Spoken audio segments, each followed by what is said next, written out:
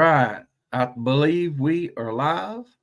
And let me give everybody knows, James, I got a good group of people that follow different shows.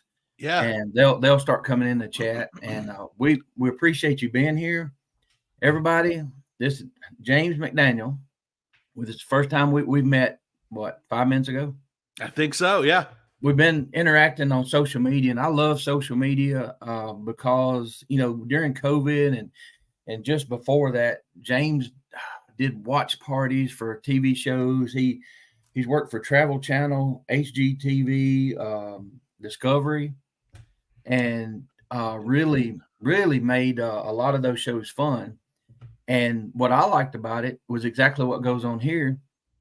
People can come and take part, ask questions, and learn about I'm what I'm gonna have to do, guys in the chat. I'll see y'all. I'll have to focus on what I'm doing because I'm used to being in chat. If you'd like, I'll start shouting out some of the people in chat. I'm seeing some familiar names. Yeah. And Roger, you clearly have a great group here. We got Blue Eyed Northern in chat, Squatchin. Let's see, Squatchin Mountain Mama. That's the best name here tonight. My buddies Jerry Klein and Al Matra are here. Billy Shining. It's great to see everybody. Roger Blair. They're just awesome. And two, this is kind of late, and I really appreciate you being here. I've been ever since I contacted you and you said yes. I'm like, oh my God. Because you're the seasoned veteran, and I'm just getting started at this, but I like to run my mouth. So I do too. So this could go all night long, ladies and gentlemen. Strap in. For y'all. So a little backstory. I used to work for the Tennessee Lottery, and I had a territory, and I saw a Bigfoot. Y'all know when I was 14, a UFO when I was 17. Had some ghost experiences, but the ghost thing scared me. So the TV shows scared me. Okay. So what I decided, I need to face my fears, right? And I turned on the show. I think it was Tennessee Wraith Chasers. Okay. And lo and behold, here's James and his crew set up in a park in War Trace, Tennessee, right across where I ate lunch at this haunted hotel. I believe it's the Walking Horse Hotel. Yeah, that one was really interesting because there'd been a hurricane come through years before, and it was really damaged. And then there'd been some recent storms that re-damaged it, and I think might have stirred up some ghosts. I don't know if that was discussed on that episode. That was Haunted Live, one of the, I don't know. It was after episode 3. I know that. Maybe episode 6 or 7. And you and Jamie Kaler were in the park there, and the guys were inside live. Yeah. And it was so interesting and scary. And so your crew and kind of helped me get over my fear of watching those shows because you interacting and it was just so cool. And I thought right then, this is something that may take off as far as, and with podcasts, it has. I think that was a kind of original version, maybe. Yeah. And I just became a fan. And James probably thought I was a crazy stalker, but I love senses of humor. Oh, right? Not at all. Not at all. Because the thing is, I've recognized your name. I know we've been Facebook friends for years now. It feels like maybe 5 years or so. Yeah. And I was really excited to see you started the show. I'm also really excited to have helped get you over that not being able to watch these ghost shows, because I think they can be a lot of fun. And it's got to be crazy to turn on the TV and see a place that you're so intimately associated with, so knowledgeable of, and just see these guys going around looking for ghosts in it right across the street. Yeah, and it was one of those double takes. Wait a minute, did that say War Trace? I know exactly where this is at. Wait, I've got a quick question. Okay, I may have 2 of the episodes mixed up. Is that one was that one in the middle of town near a railroad track, or was that little? Yes. Okay. That was one. I got scratched in that one. Something scratched my leg, and I was sick. I was badly sick for the next couple of episodes of that show for 2 weeks. I don't know if it was something in the hotel, but also remember there was the story of a horse ghost potentially in that hotel. But I don't know know what? It was very low on my ankle. I don't have any other clue how it could have been scratched on that trip at all, other than something in that hotel. So y'all went to some legitimately historically haunted places. I think did you go to Adams, Tennessee with the Bell Witch? Yeah, that one was that one was really, I think that was my favorite episode, because there were all these things that were happening around set before the cameras ever started rolling that a lot of people were just kind of blowing off. They weren't paying attention to. For instance, legend had it the Bell Witch turned into a black dog. There was a black dog on set that no one knew where it came from. No one knew. And the locals said they only saw it one other time before, and that was when the production had come scouting the location. Wow. And then during the show, we heard blood-curdling screams. I remember that. Like when you were live, right? Yeah, you could hear. I think people could hear them through their computers. Yep. And that really shook me and Jamie, because it's just a field and then forest out there is all there was. And then at the very end of the show, I would always go into the haunted location and talk to the Wraith Chasers. And I was standing next to, who was I standing next to? Either way, I was standing next to one of the Wraith Chasers, and they kept saying, "Dude, what are you doing? What are you doing?" And I'm like, "What do you mean?" They're like, "Stop grabbing my hand." And I'm like, "I'm not grabbing your hand." And he kind of jumped back. And the thing is, this wasn't on camera. Right. There was nobody there to convince of anything. Right. And so then I look down and I hear a scratching sound underneath the cabin. And the thing is, the way the cabin is built, you can see between the boards. There was nothing there scratching, but I heard the scratching. That one creeped me out more than any others, other than Octagon Hall in Kentucky, which was the very first episode. Jerry Klein's asking, was it 3 scratch lines? I'm guessing on my leg, and it was. Jerry is very knowledgeable on a lot of the more witchy side of things. So I'd love to know what she has to say about how about what those 3 scratch lines may mean. Hey, Alex Pacheco in the house. David Blaylock is here. Man, I'm great to see a lot of my people here. And that's one thing I was going to ask. You know, I know y'all probably had to go pre-production and do walkthroughs and all that. And I would assume you might have had some things happen off camera. And was the Bell Witch place, is that where, was it Doogie that was in the box? It was Chris that went in the box. It was Doogie who thought I was grabbing his hand. Okay. It was Doogie who kept telling me to back. Like, man, what you doing? Hey, it was a great, that was a great time. And a lot of people. I really do miss that show.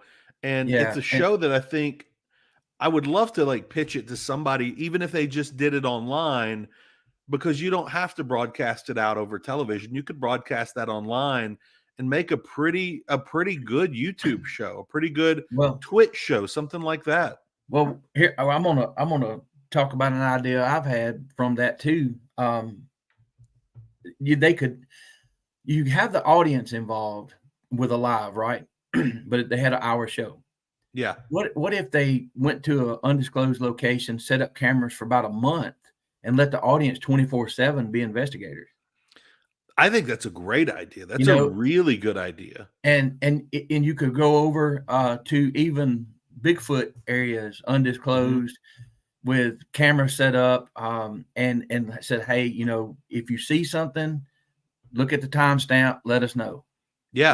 And then they could go in and actually do a taped version and all. But yeah, I think with the people, we're having the writers strike and movies are not coming out, and we a lot more reality shows are about to start coming out. Yeah, because of that. And we had a guy on a few months ago. He said COVID turned everybody into a podcaster, and I laughed. It did. But and you've got a great following of people. They were all really nice, and I think it piqued my interest because I've had things happen to me, but there was nobody to talk to about it. Yeah. And then I started listening to a podcast, contacted the guy, and Michael Bluler. He has an incredible encounter, and it just went from there. We hit it off. So I know. I love. I don't want to interrupt. I love hearing that, and I think that there's a bond in being alone, listening to another voice. And a lot of times I love listening to podcasts and radio shows in the dark, on the road, at night in particular. And then when you get familiar with somebody, when you start listening to them 1, 2, 3, 4 hours a week for years, year after year, years on end, you really start to feel like you know this person, like you have a relationship with them. Yeah. And in a lot of cases, as new podcasts come out, you can build those relationships with people. You can write them, you can talk to them, you can meet them where it's much more difficult with people on television. And I think podcasting is now where people get a lot of their news. I think podcasting it's kind of crazy that we essentially went back to radio as the preferred medium for so many people in America. And I don't think that's going to stop anytime soon. And I think it's really fascinating, the relationships we form. I don't know if you ever got to hear Art Bell's Coast to Coast AM. Oh, I loved it. Yeah, it was 4 hours a night, midnight to 4, yep. Monday through Friday. Yes. And still to this day, I will go on Spotify, and there's a number of channels that just have old Art Bell's because no one's ever come around that could replace him. Because I feel like I knew Art after all those years. Yeah. And I really miss his opinion on the craziness going on in the world today. Some people just have those voices, and Art, he had one, and like I said, it scared the crap out of me, but I would listen to it a lot of times. And it's just, we talked about before we started, this is like a therapy. We have people in the chat that's had experiences, encounters, and there'll be more that'll watch this. And we've talked about with me, I started doing this to learn, and I've learned a lot in the last 7 or 8 months, and it makes things that have happened to you make sense. Yeah. And that's what we're craving, because we couldn't talk about it 30 years ago. And I said, Monster Quest, Finding Bigfoot, they may not have proven anything, but they normalized the subject enough where we could all, feel comfortable talking about it without getting made fun of. Yeah. Roger, I tend to get excited when I talk about things, and I start talking fast. And you have such a calming voice. You have a great voice for this. Like, I think this is going to go really well for you long term. Like, because I could listen to your voice for so long. It's like a calming, soothing, like, voice that you want to trust. I love you've got a great podcast voice. I had to get that out. And I used to tell people, the sport, you listening to the sports talk, and you would, say something on Twitter, and hey, you need to call in. I said, well, being a hick, I tend to sound like one. So, but me too. Me too. Okay, so let's get into what got you into. I know you've had paranormal experiences, Bigfoot sighting, and could you tell the people a little about how that started with you early on? Just being into paranormal in general, or Bigfoot in particular? All of it. I mean, we talked about, you can drop a story or two on people, and they're like, oh, cool. But if you, and I have been on podcasts literally talking, and in my head say, Roger, you sound batshit crazy. You need to slow down a little bit. But it's things that happened, Yeah. I will start this one before I was born, Roger. Uh-oh. Anybody out there watching us, if you have a laptop or a phone at your disposal that you're not watching this on, Google Louisiana and No Man's Land. So No Man's Land was this area that's kind of along the border of Louisiana and Texas. And for not quite 100 years, maybe a little less, but the best part of 100 years, there was no law there. America didn't own it. Spain didn't own it. Mexico didn't own it. Nobody owned the land. So every criminal in America that was wanted by the feds or wanted by whoever, they came to no man's land. And the house I grew up in was a doctor's office in the middle of no man's land. For instance, when Aaron Burr killed Alexander Hamilton, he fled to no man's land, and there's now a little town which is like 8 people in Louisiana called Burr Ferry. And so this doctor's office was like 8 bedrooms because there weren't hospitals there. There weren't hospitals really back then in that part of the country. And so hundreds of people died in it. Years later, it was a boarding house that my dad lived in. When the owner died at the kitchen table across from my dad, and my dad said to himself, I bet I can get a good deal on this place. And sure enough, he got a killer deal from the widow and moved on in and had my family. And so growing up, ghosts were part of our life, not just me seeing things. It was, we would see and hear things as a family. And so from a very early age, really as far back as I can remember, there was never a question as to whether ghosts were real. There might be a question as to what they actually are, why they're there, which still fascinates me to this day. I believe in ghosts, but I don't 100% say these are the spirits of dead people. They could be a lot of different things. Right. But one in particular that is one of my favorite ghost stories from that house is we'd all hopped in the car Sunday morning and went to church, except for my sister. She was getting ready. She had some big presentation at school the next day. She was getting ready for. We come home, me, my brother, my mom, and my dad. I'm maybe, 7 years old, between 7 and 10, somewhere in there. And my sister is out of the house and across the street, jumping up and down, crying. My dad hops out, asks her what's wrong. She said, there's men in the house. They're fighting. He reaches back in the car, gets his gun, and tells my brother to follow behind him. My brother's, 12 or 13, maybe even 14 at that point. And they go in, and I'm told to stay there. And of course I don't. I definitely don't. And I'm a skinny little spider monkey of a kid. So I run and I hop the fence, and I just kind of go to the outside of the house and put my head against the wall while they go in. And she said they were in a bathroom. They were fighting in a bathroom right off the kitchen. So I'm able to go right there and put my head against the wall. And I hear curse words I'd never heard. And my dad had introduced me to most of them. And it was a vicious fight. Like the wall was shaking where my head was as people were thrown against the wall. And so my dad goes up to the door inside.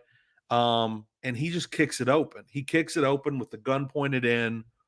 And all of a sudden everything stops and there's nobody there. There's nothing. I heard it. My dad heard it. The whole family experienced this together. There was stuff laid out everywhere, but there was nobody in that room at all. It was complete dead silence the second he kicked it in. So you're talking about, they call that poltergeist. I guess so. We also had a really good one. We had a really nice ghost that did the dishes at night. Which that's your dream ghost, really, Roger. Like if you can pick any ghost, get the one that's doing the chores, man. I need that ghost's number. Exactly, me too. Somebody, but as long as they don't bring, the rules. Don't bring friends. Yeah, don't bring wild people over. And I think largely because of that, the whole family was interested in those type of things. So, for instance, a lot of kids were getting read like, little fairy tales by their parents. My dad would put me on his knee, and these are some of my best memories. And he'd read me stories from the Weekly World News. He'd read to me about Bat Boy and how the Jersey Devil just got driven out of New Jersey. And oddly enough, the path they had him on, if you play it out far enough, it would put him over Southwest Louisiana in 3 to 4 days. And I would be terrified. And so that was my childhood. There was no avoiding it. And the questions we all have about all of this is like, why me? Why us? Why am I being shown this? Why is this happening to my family? You just happen to be in a hot spot, I imagine. But and so do you think, did it carry over after you moved from there? It did, but not to a large extent. Right. So we were in that house from the time I was born. By the way, the people saying they're here for the gumbo. There's definitely going to be gumbo talk. Listen, I wasn't half the man I was today before I discovered gumbo. It created this body. You're going to hear about it. So I was there. So I was born basically into that house. And then when I moved at the age of 17, my family moved because they put a turn lane through the house. The state did. And so when I got to college, I never realized how terrifying the house was until I was gone. Because I would have to like open these double doors, and then it's just this dark staircase upstairs. And man, I would book it. I had the most powerful calves because I was like freaking Emmett Smith going up those stairs at night, getting in my bedroom and locking the door. And but after we moved to the new house years later, another one of the most terrifying things ever happened to me. I experienced there because I was alone, but with my dog. And I trust my dogs more than I trust myself. If I see something out of the corner of my eye, I'm thinking, oh, it's nothing. Right. If my dog's barking at something, I believe them always. Right. And I came home from college one Friday night or Friday. I was a little early. I got home at like, 3 p.m. So my dad's at work. So I go in the house. I let my dog Eliza in from the backyard. She's half chow, half German Shepherd. A big old girl, around 100 pounds, 110 pounds. And she followed me back to my bedroom. We hopped on a chair, turned on the TV. But then we heard there's nobody there. We'd already checked. There's nobody there. Heard a really loud whistle. And so she perked up and took off running out the hallway. And I saw her at the end of the hallway kind of make a little turn into the dining room. So I follow her to the dining room.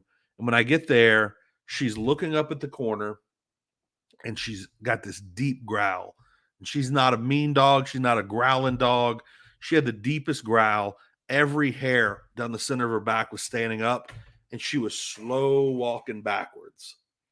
And I threw that 100-pound dog over my shoulder, Roger, and we exited the house and did not return till I knew people were going to be there. Hey, Trina Wagner, how are you doing?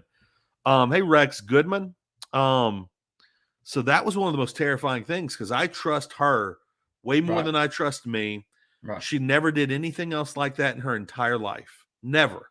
There was something there that tried to trick her.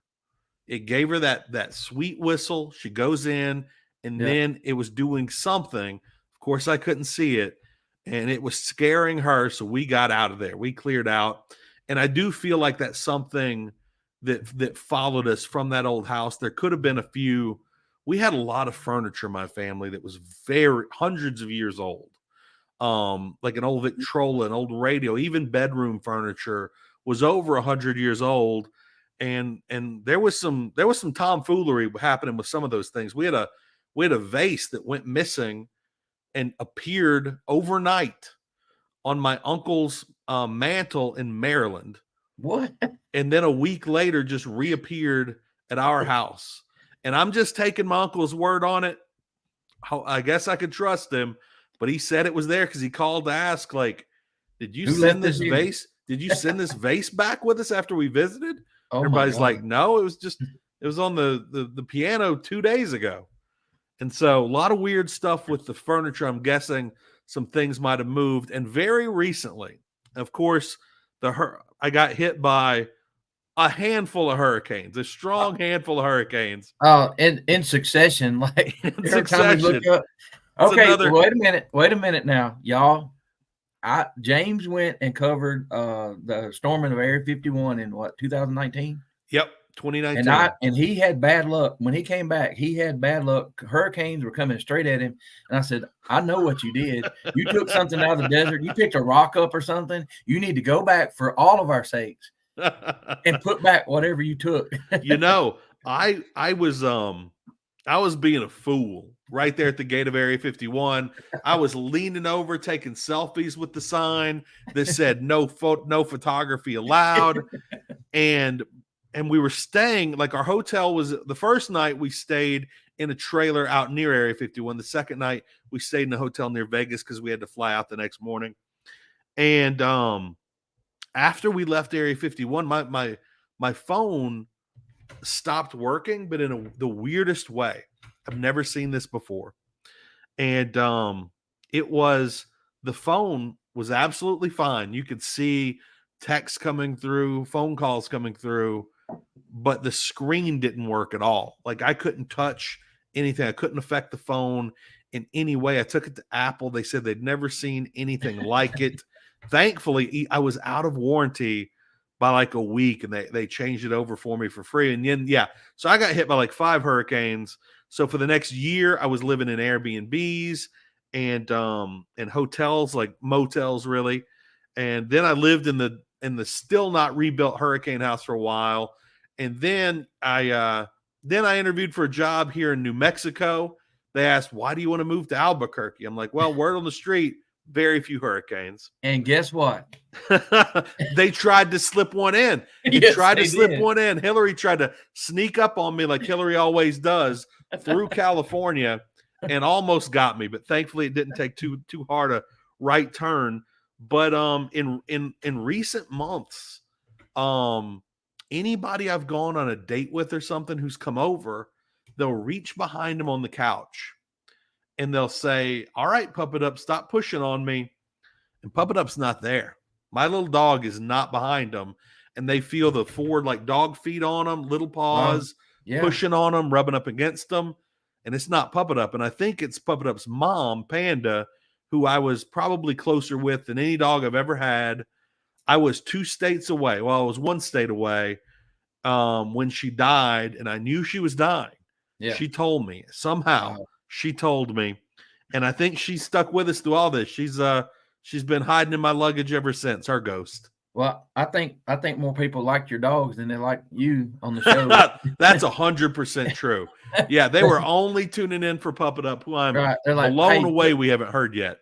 They're like, "Quit talking. Where's Puppet Up?" Everybody wanted to see Puppet Up every episode. That's awesome. It's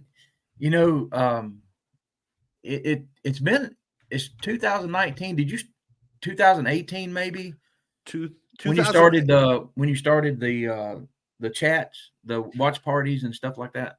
2018 was Haunted Live. Okay. 2019 was Haunted Salem Live and the Invasion of Area 51, and then 2020 around March or May around March I started the watch parties on my own personal Facebook. Yeah. And in May, Travel Channel and HGTV reached out and said, "Hey, would you do these for us?" And that's when kind of all that started. By the way, Haunted Live and those watch parties, literally the best jobs of my life. I will never have as good a job as those ever again. They were just so much fun. It wasn't working. It didn't ever once feel like working. Right. I know I tried to help out a little bit. We would be in chat, and I would hit the like and heart button about 1,000 times. There was nothing more fun than watching those hearts stream up the side. Yeah. And I'm like, man, I'm really glad people are enjoying this. And, it was fun. And I think the point of those were so many people around the country were kind of trapped by themselves. Like, right, exactly. unless you were married or whatever, you were in your house by yourself with nobody to hang out with. And so I wanted to be just your couch buddy for the next hour, watching a show with you and just perfect. Talking trash. And it was so fun. It was perfect. Thank you. I'm really glad you enjoyed those. Particularly Mountain Monsters was so fun. It's so insane, that show. And I've heard they're really nice guys, but we all know it's entertainment. And I've got some notes written down here. Oh yeah, let's go. Well, no, I'm gonna mention one thing. Okay. And I never found out what the significance of the Elf Rock was. Do you remember? Okay. I remember the rock. I remember that. And so I went a couple of days ago when I knew you were coming on, and I joined the Facebook group. Yeah. And I put the question out there: what was the significance of the Elf Rock?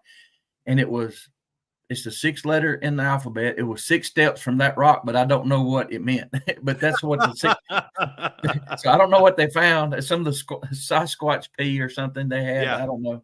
The moonshine. Yeah, exactly. John in the chat says paranormal caught on camera chats are always amazing. Those are a lot of fun because because you never knew what you were going to get next. You didn't know if it was a ghost, a Bigfoot, a lake monster. And I loved those. I loved being able to talk about, like, do we think this is real or do we think this is trash? Like, there's one I still remember. And Roger, I don't know if you were there for this episode. Trina, I think you were, and I think maybe John was as well.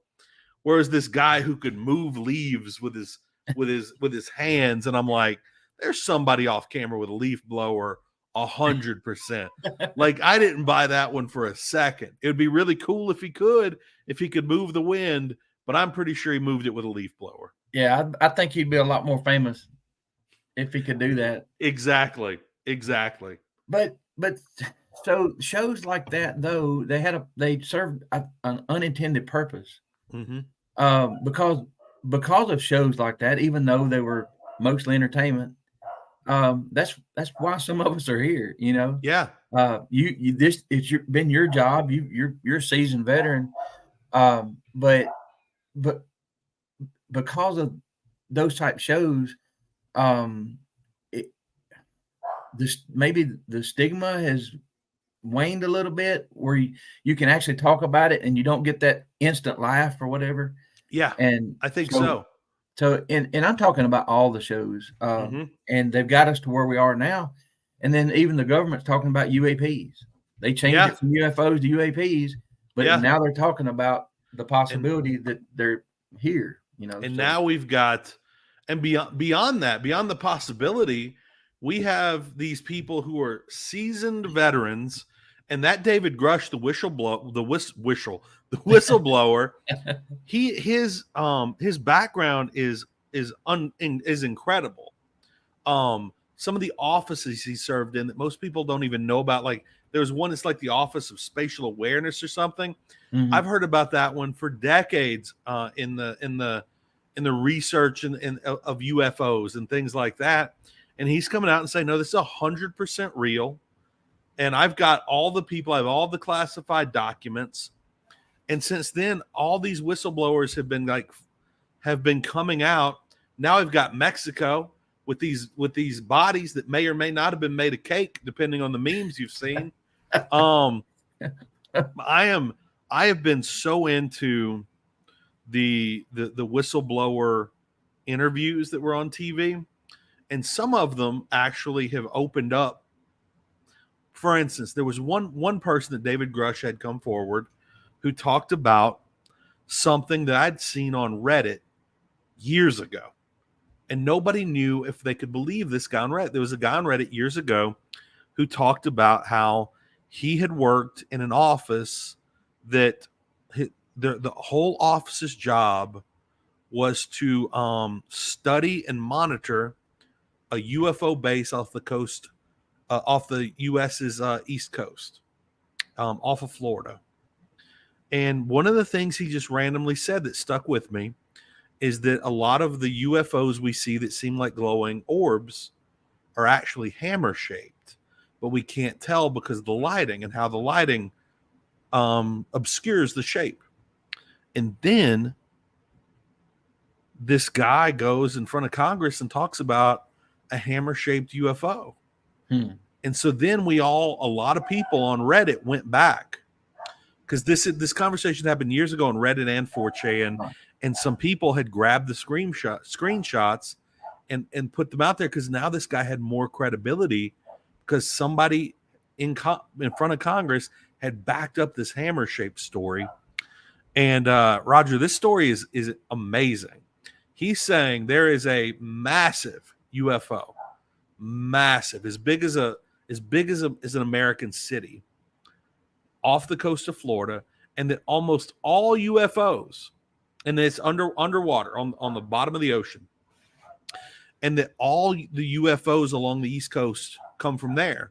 He's saying we very rarely saw UFOs or UAPs come from outside the atmosphere. He's like, it happened, but it was rare. They almost always came from under the ocean from this base. He's like, we think it's been there at least 400 years. Wow. But it could have been there as long as 4,000 years. And he said, and some people asked him on Reddit and on 4chan, what would happen if somebody goes there? And he's like, if somebody's coming for them in an aggressive way, they know. Like, they know if it's a military ship that's coming to attack them, they just know. And they'll make it disappear. It's going to be gone in the snap of a finger. They said they don't do that if it's like somebody in a boat over it messing around. But they said there have been people over the years that didn't have any ideations of attacking this place that would make, for instance, sudden right turns towards it, whether that was underwater, above the water, in the air. And those people kind of got zapped out of existence. And this is about to tie in another big time supernatural story, because the location of that alien base is the middle of the Bermuda Triangle. And one of the only other things I think worth saying is, he said that these aliens, not exact, but the equivalent of 3D printed their ships, that they would build a ship for whatever it needed to go on. So they didn't need to reuse them if they crashed or something happened. They had no need to retrieve them. If they needed one for like just to go over an area, observe, and come back, it was really small. And he said, by his estimation, the longer ones, the cigar-shaped ones, he's like, those were basically tour buses. And he's like, most of them didn't have aliens on them, but those for sure had aliens on them. The longer cigar-shaped ones. Let me tell you a story.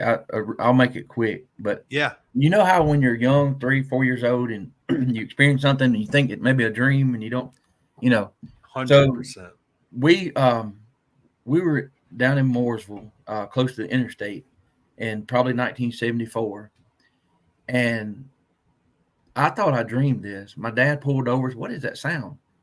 And my mom, him, and me, we all see this cigar shape. Well, you say cigar shape, but it was it had a nose on it, and it was kind of flatter on the back, and it had windows. It had windows. It was not touching the ground. Okay. And there were their heads looking out towards us. I always thought I dreamed that. Well, my dad passed away last year, and then a couple years before, when he got sick, he started telling stories, and he was telling about this UFO that we had seen, and I'm like, wait a minute, that was real? Oh, wow. And you got confirmation. I said, stop right there. Let me tell you what I saw. And he said, yeah, pretty much. He said, except, he had a little more detail because he was older, Yeah. And that was the oh crap moment, and the one UFO I saw when I was 17, it was a clear sky. It was probably October, no leaves on the trees. I won't go through the whole thing, but when it left is when, if it went north, south, east, or west, I never would have probably told anybody. Yeah. But it went straight up. No sound. So immediately I knew we had been to Huntsville down here. I'm about an hour from Huntsville, Alabama. Okay. And you can do the G-force machine where you get in it and you go 4 or 5 Gs and feel like your face is going to peel off. Well, immediately I was like, well, if there was a human on there, they'd be dead. Because the G that created. You know what kind of G-forces that would create. Right. Yeah. But it took me years to it hit me.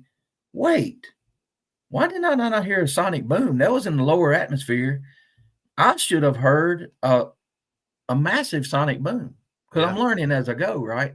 Yeah. And I asked a former MUFON investigator about a month ago, and I think when I asked him that, he sat back like, this guy saw something. Yeah, yeah. And he said, well, have you seen the Tic Tac video? I said, yes, sir. He said, well, have you noticed it's not, is it infrared or whatever, where the heat, it's showing the heat, whatever. He said, if you notice, there's a cold pocket around it.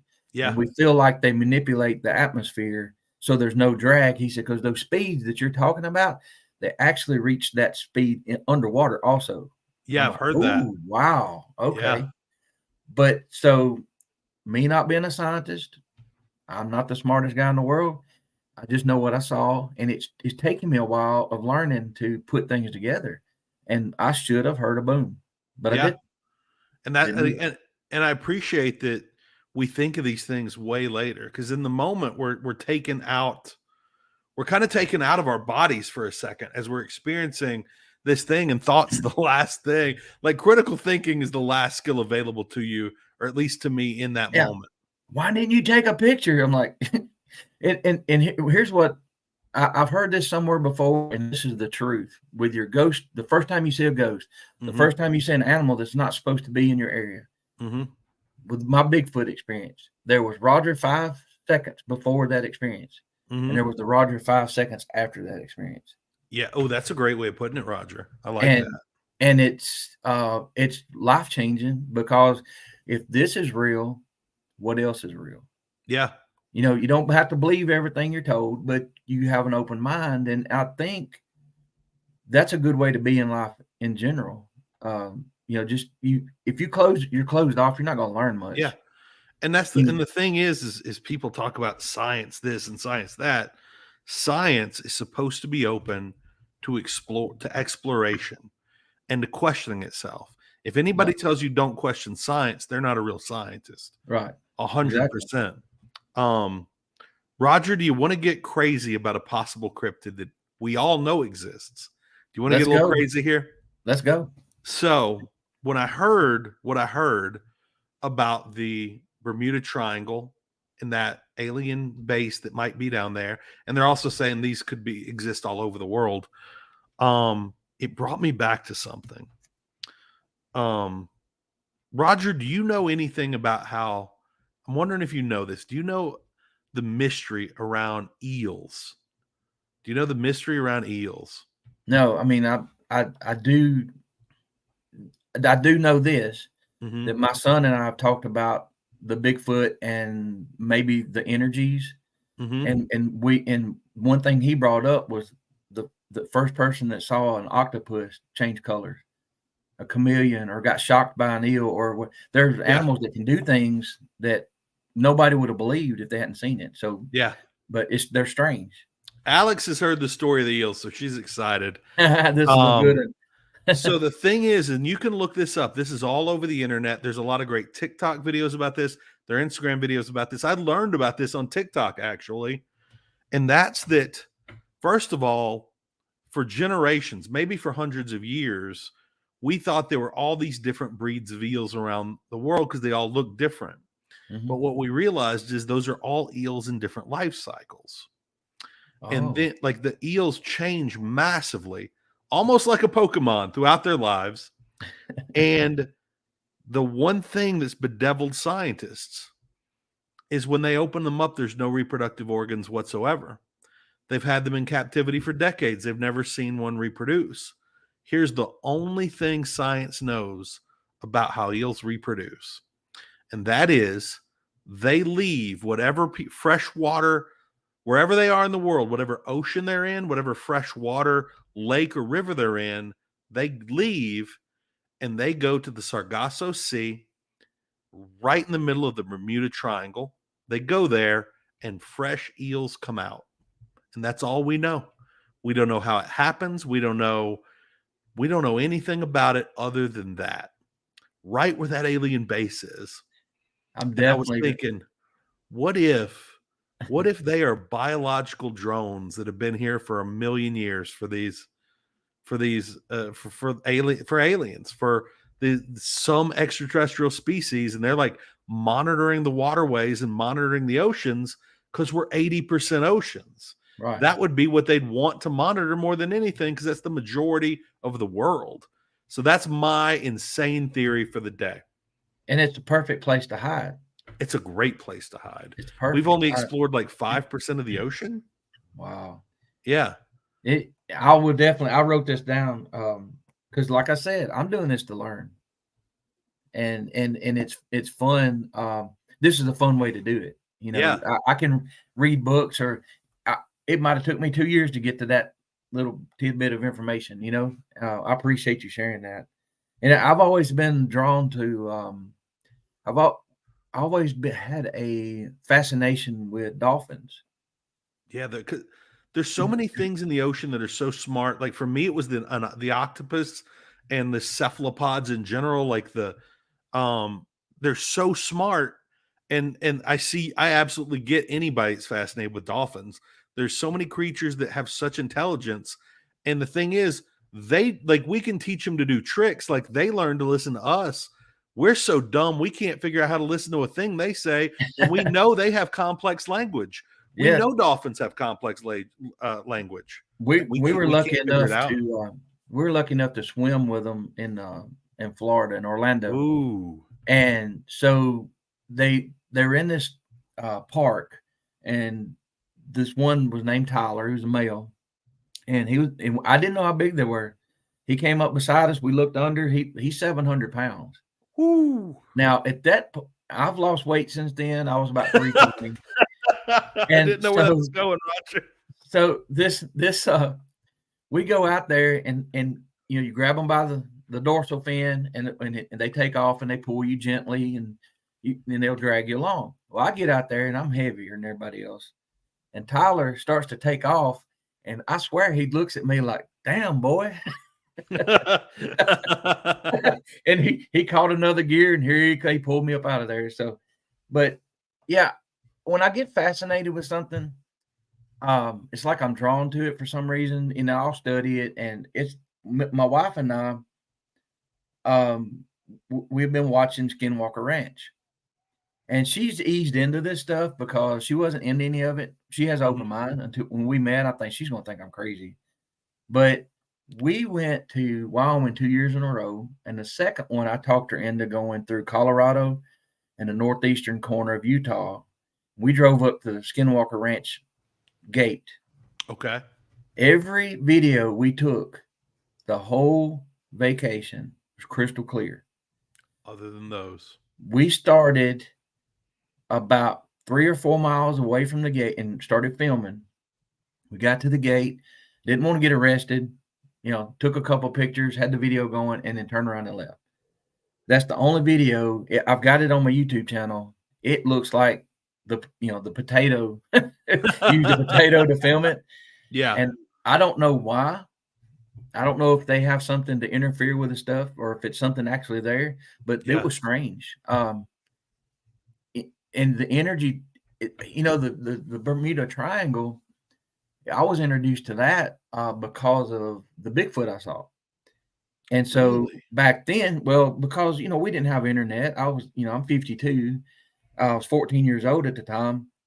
We were looking up books in the school library. Exactly. And what was in those? You've seen the same books. I've seen the same books, man. Same books. And it was Bermuda Triangle, Bigfoot, and maybe 3 or 4 more legends, that they. It was always legend of something, always. Yes. And I always thought, I've got a good friend, Mr. Don, what the people that watch the show know him by. He's really, really smart. He used to be a MUFON investigator, and he was a Tennessee game warden. And he could look reports of, all kind of things. Growing up, the information, but in the past, I don't know, since the early 2000s, these movies, all these TV shows, I asked him one time, I said, "Do you think they're getting us ready for something?" And he's like, because he doesn't try to put too much on me. Yeah. We'll discuss things, and I need to take a break. Sounds like he helps you with information and lets you come to those conclusions yourself. He knows me. The best way of teaching somebody. He says, he'll call me, "Roger, have you heard about this or heard about that?" I'm like, "No." He won't. He'll say, "Go do your research, call me back." Because even with our Bigfoot stuff, the people that, Loch Ness, good one. Yes. Even with our Bigfoot stuff, my son's the same way I am. I grew up, my dad was, you had to show him things. Even though I've had some weird things happen, a lot of stuff, everything's not a Bigfoot. Every stick that breaks. I grew up a hunter.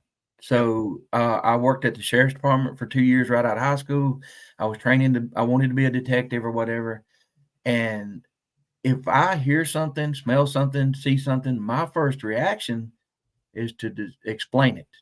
Mm-hmm. What is it? Then when you can't, then, okay, we know what it's not. Yeah. Then let's continue.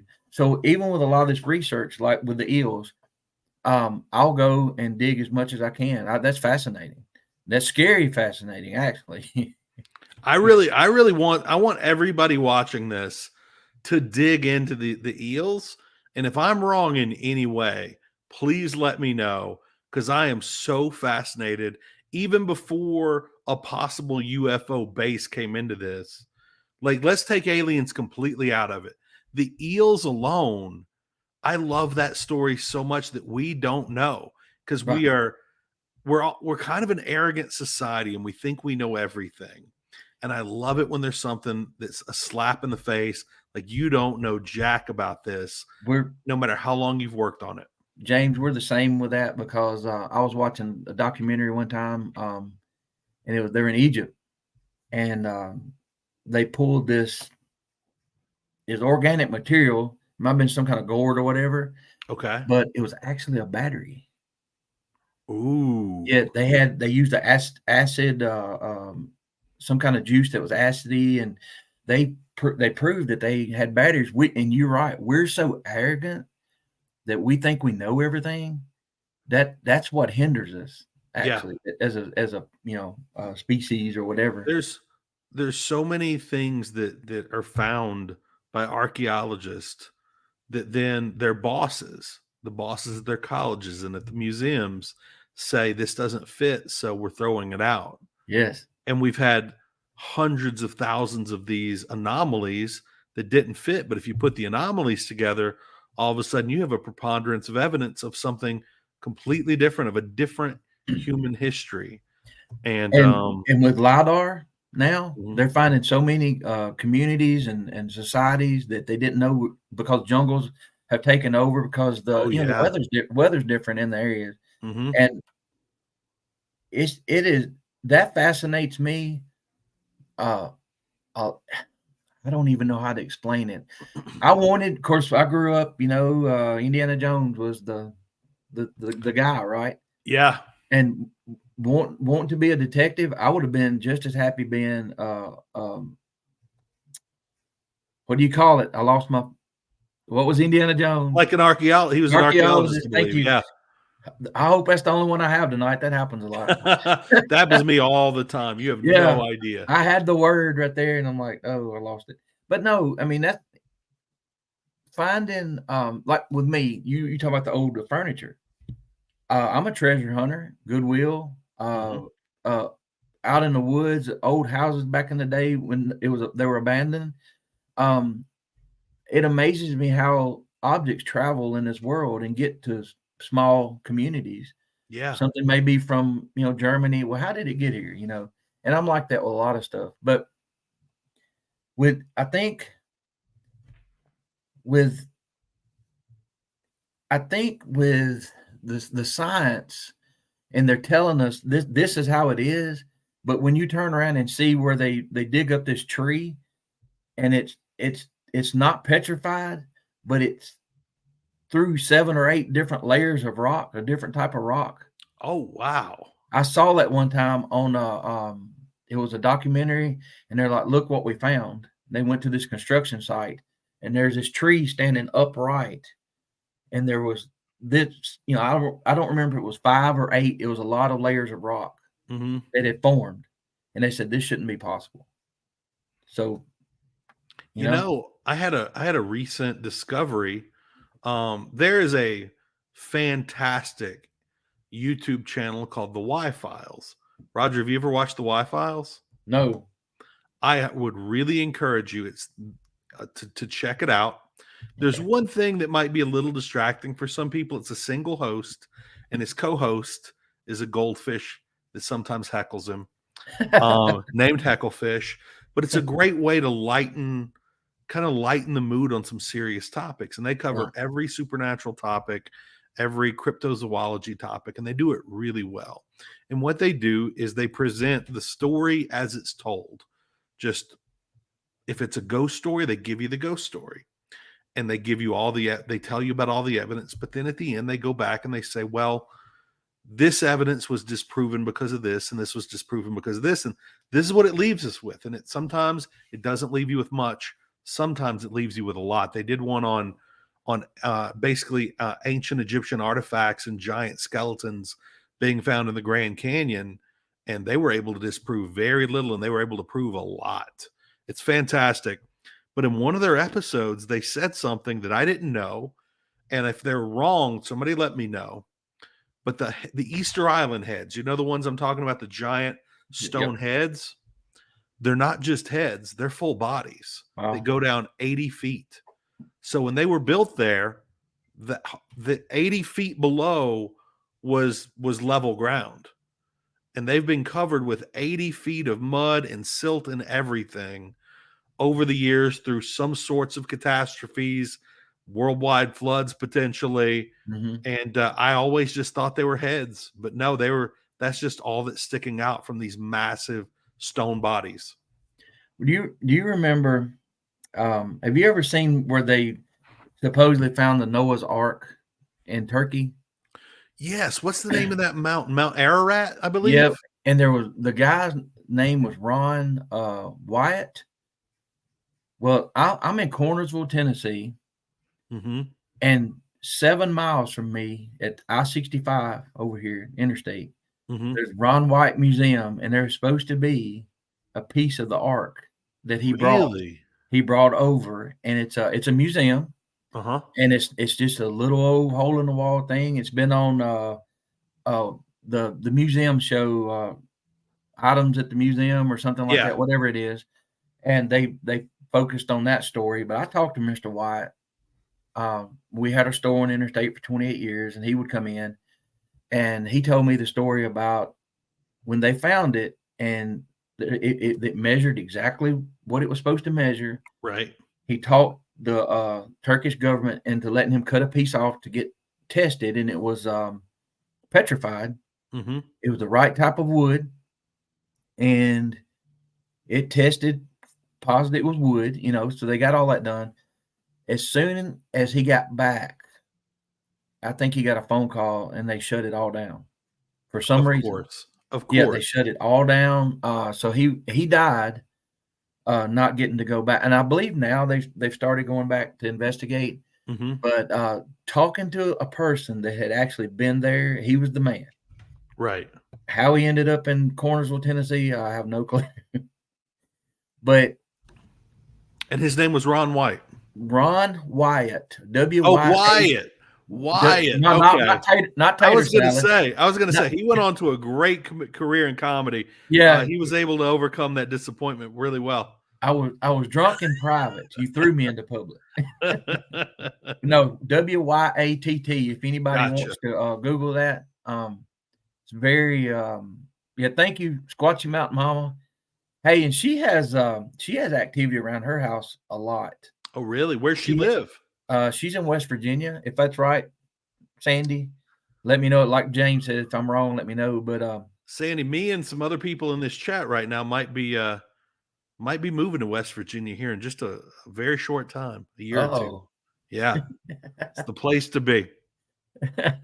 But so Tater I don't salad. know. So I'm gonna tell you a story since we're talking face to face. Yeah. You used to do the Facebook pre-show for the live. Mm-hmm. Yeah, okay. Me and Jamie. So my mom and I, she's always wanted to go to the diamond mines in Arkansas. I've been there. They're a lot of fun. You get out there and you dig and whatever. Yeah. So Crater of Diamonds State Park. Yes, sir. And so we did that day. It rained on us, and I texted a friend. I said, "Hey, we're over here. Where do we need to go?" "Oh, you got to go to Hot Springs, Arkansas." It just happened to be the night that y'all were going live, and we stayed at the Arlington Hotel. I don't know if you remember this, and we had some stuff happen. Really? We had a disembodied voice in the bathroom laughing, and I had to go check it out. I was scared to death. That's the last thing. That's the last thing I want a ghost doing in a room where I might be naked. Is just cackling, just having a great time. It scared my mom. She's always saying, I want to do this, but until you get there. We were getting ready to go to sleep, and I'm like, I'm going to watch Haunted Live or whatever, and you and Jamie were on Facebook. Mm-hmm. She's over there. She's scared. She's trying to get to sleep, and I've got my phone charging, but I had sent a message. I said, "Hey, James, we're at the Arlington Hotel. We've had some ghostly happenings, blah, blah, blah. And they've got doors locked. They had doors nailed shut down the hallway." And that's a red flag. Yes. They had a black curtain and "Don't go here." And so my mom didn't know I did that. so James is on the TV, but it was on my phone actually. Yeah. And he said, "Hey, Roger Williams and his mom are at the Arlington Hotel right now." That scared the shit out of her. She's like, "How did he know that?" I was like, that wasn't the TV. That was on Facebook. That makes me so happy, Roger. Oh my God. Oh, I feel so bad for her. I laughed. I'm like, I guess I need to tell you before I do stuff like that. But if any of y'all want a legit experience and you're in Arkansas, go to Hot Springs, stay at the Arlington on the 7th floor, ask for the 7th floor. And you can Google that and look into it. There's so much history there. That's where all the mob stayed. I didn't know Hot Springs was original Las Vegas. Yeah. Yeah. And a lot of mob activity. So much activity. There in Corpus Christi, Texas. Wow. Were like 2 major mob cities you can go visit in the South. And, people who aren't from the area I don't think people not from the area, like so many people think down on these southern states like Arkansas. When you get up into Northwest Arkansas, it is one of the most beautiful states I've ever been to. Again, you can go to the Crater Diamonds State Park, and you can leave with some of the biggest diamonds ever found on Earth were found there. And if you find it, you can keep it. And then you've got the hot springs are freaking gorgeous. Like it's an amazing state to vacation in. Yeah. And there's a lot of history there, like you said. If you can time it just right in the fall, the Ozarks up in there, gorgeous. And I almost got kicked out of the park because I'm always trying to think. I carried a flashlight with me and snuck it in, and I'm thinking it was overcast. If I shine that flashlight across a little glint, yeah. I got caught. I was real young when we went there, and it was real hot. I think we went in the dead of summer. And like my mom and sister, boy, they were digging for some diamonds. I dug for approximately like 8 minutes. I didn't find anything. But what I did find over by a garbage can was a beer bottle that was a clear beer bottle. So I kind of smashed it a little bit. And I got these tiny little pieces of glass. And I went and found the people who looked like they were the most into this. And I dropped them very near them. And I'm lucky I didn't get booted out because I changed one person's life. They were ready to quit their job on the spot. Right. We did it, Mama. Yep. They were partying. So, when you go somewhere, you Google ahead. You can do now. And I Googled Diamond State. Diamond, what is it? Diamond Crater State Park? Crater Diamonds, yeah. The first thing that popped up was about 3 weeks or so before we went, they found Bigfoot tracks. I didn't know that. Yes. And this was been 2017 or 18, maybe. Mm-hmm. And so while she was digging, I was going around the edge of the woods and looking for tracks and stuff. You were like squatching and she was digging. Yeah. And I don't know what I've done. I mean, I still don't know. We do our own research, and we've got some stuff caught on audio actually. We've had some pretty wild experiences. But I don't know. People have asked me, why do you keep doing that? I'm like, I don't know. It's just it gets in your blood a little bit, and you have all these questions, and you're not gonna figure it out sitting on the couch. Exactly. And the thing is, it's a mystery, and there's so little mystery left in this world. This is one mystery that we can actually investigate. We can walk into the woods and see what we can find. Are we likely to find it? No. But if enough people do this, we're crowdsourcing. If enough people do it, eventually we'll find it if they're there. And I truly believe they're there because I saw one once. And again, it's something that it happened very quickly with me, very quickly. And me and the friend who was with me and the friend who was riding with me, we kind of just started going the rest of the ride. We're going over what it could have been. Like, Could it have been a bear? No. And basically it was a friend, I didn't ask her if I could say her name ahead of time, so I'm not gonna. Friend of mine from college, she's a doctor now. We were riding home together. Her house was on the way to mine, so drop her off another half hour to my house. And we're in Kisatchie National Forest. It's along the border of Texas and Louisiana. It goes semi-deep into central Louisiana. And it's very remote. It's very thick. I remember when whatever the last space shuttle to explode was, they had these British reporters on the Texas side, and they were saying these are the thickest forests on the planet. Wow. Because there are parts of them where you can't walk into them, as in there's no access. Right. Because in between the trees are thorn bushes and just undergrowth that are 2-3 feet high. And so they're almost, at times they are impenetrable. But there are also areas where there's some land and there are wild horses, that sort of thing. So middle of the night, we're driving back. It's like 2 a.m. and all of it, we're driving south.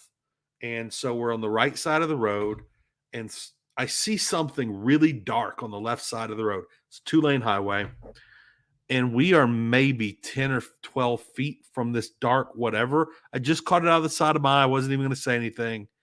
It takes off running across the highway in front of my car, and it is the fastest thing I've ever seen in my life.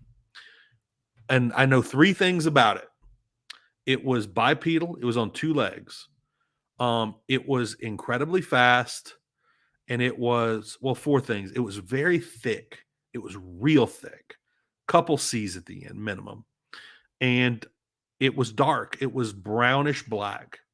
And that's all I know. And honestly, the first thing I thought was it looked like a giant bat. Is the first thing that entered my head. Yeah. But I knew there were 2 legs, and so we start talking. Could it have been a bear? A bear can't run that fast on 2 legs. I mean, it cleared my car by a few feet. I was so close to hitting it. And could it have been a horse? A horse could have been that color. A horse could have been that fast. But this was 2 legs. It was clearly 2 legs. It couldn't have been a horse.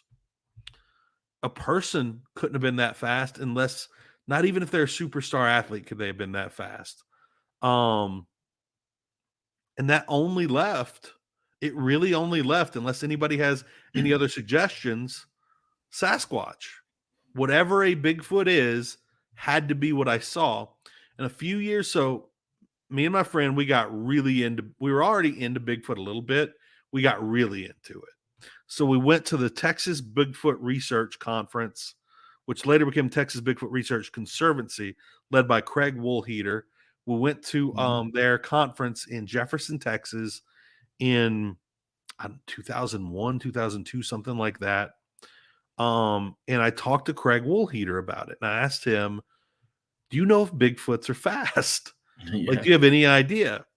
And he said, by all accounts, they're definitely hominids. We know that.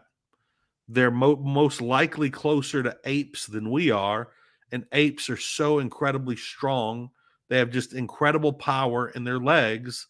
If a Bigfoot was going to run, if a Bigfoot's what we think it is and it's going to run, it's going to be incredibly fast. So I told him my story, and he said that the thing that got him into researching Bigfoot was in Louisiana as well, not that far from there.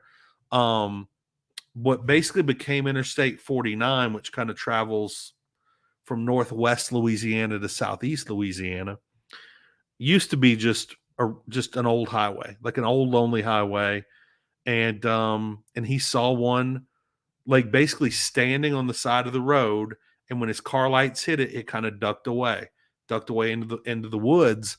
And he said it was huge. It was absolutely massive. The one I saw was big. It wasn't like 9 feet tall. It was 6 foot or over. I know that, but it also, I think, was hunched, but I'm not 100%. Right. But he saw was not that far from where I saw mine. And later I discovered that area, the Big Thicket Forest in Texas and Kisatchie in Louisiana together are one of the highest reported Bigfoot areas in the nation, along with the Pacific Northwest, which also I think is really fascinating because you have these differences in Bigfoot research that say that southern Bigfoots are very different than northern Bigfoots. A lot of times they're lighter color, have different numbers of toes, and they're more violent. And the idea being that in the Pacific Northwest, you have giant trees, you have lots of area between trees, tiny families of Sasquatches could travel long distances to mate.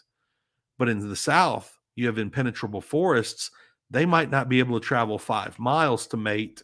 So there's likely a lot of interbreeding leading to odd colors, odd numbers of toes, and a negative disposition.